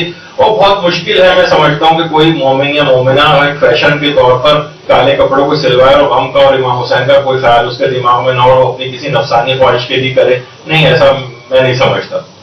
کوئی اگر ہے تو اپنی نیت کی اصلاح کرے. لیکن بہرحال یہ سب چیزیں اس کو تو بہرحال ایک چیز یہ، اور دوسرا مراسم میں عزاداری برپا کرنے والوں پر خرافاتی اور بزدل ہونے کا طنز، یہ بالکل بھی مناسب نہیں، اس کو نہیں کرنا چاہیے. اور یہ آخر میں بس اس پہ ہم اینڈ کرتے ہیں. اگرچہ بہت سی رسومات عزاداری باقی رہ گئیں کہ اس کو حرام قرار دینے کا اختیار کسی بھی مومن یا عام مولانا کو نہیں.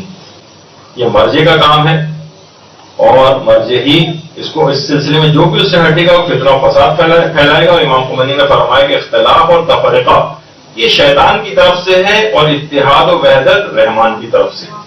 تو کوشش یہ کریں کوئی بھی ایسا چیز نہ ہو کہ جس سے معاشرے کے اندر کوئی انتشار اور اختلاف اور اختلاف ہو.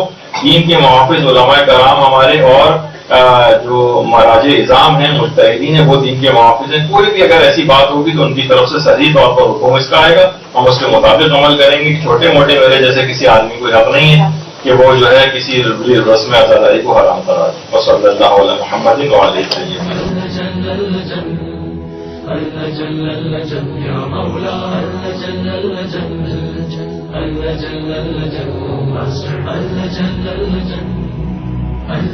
يا صاحب السماء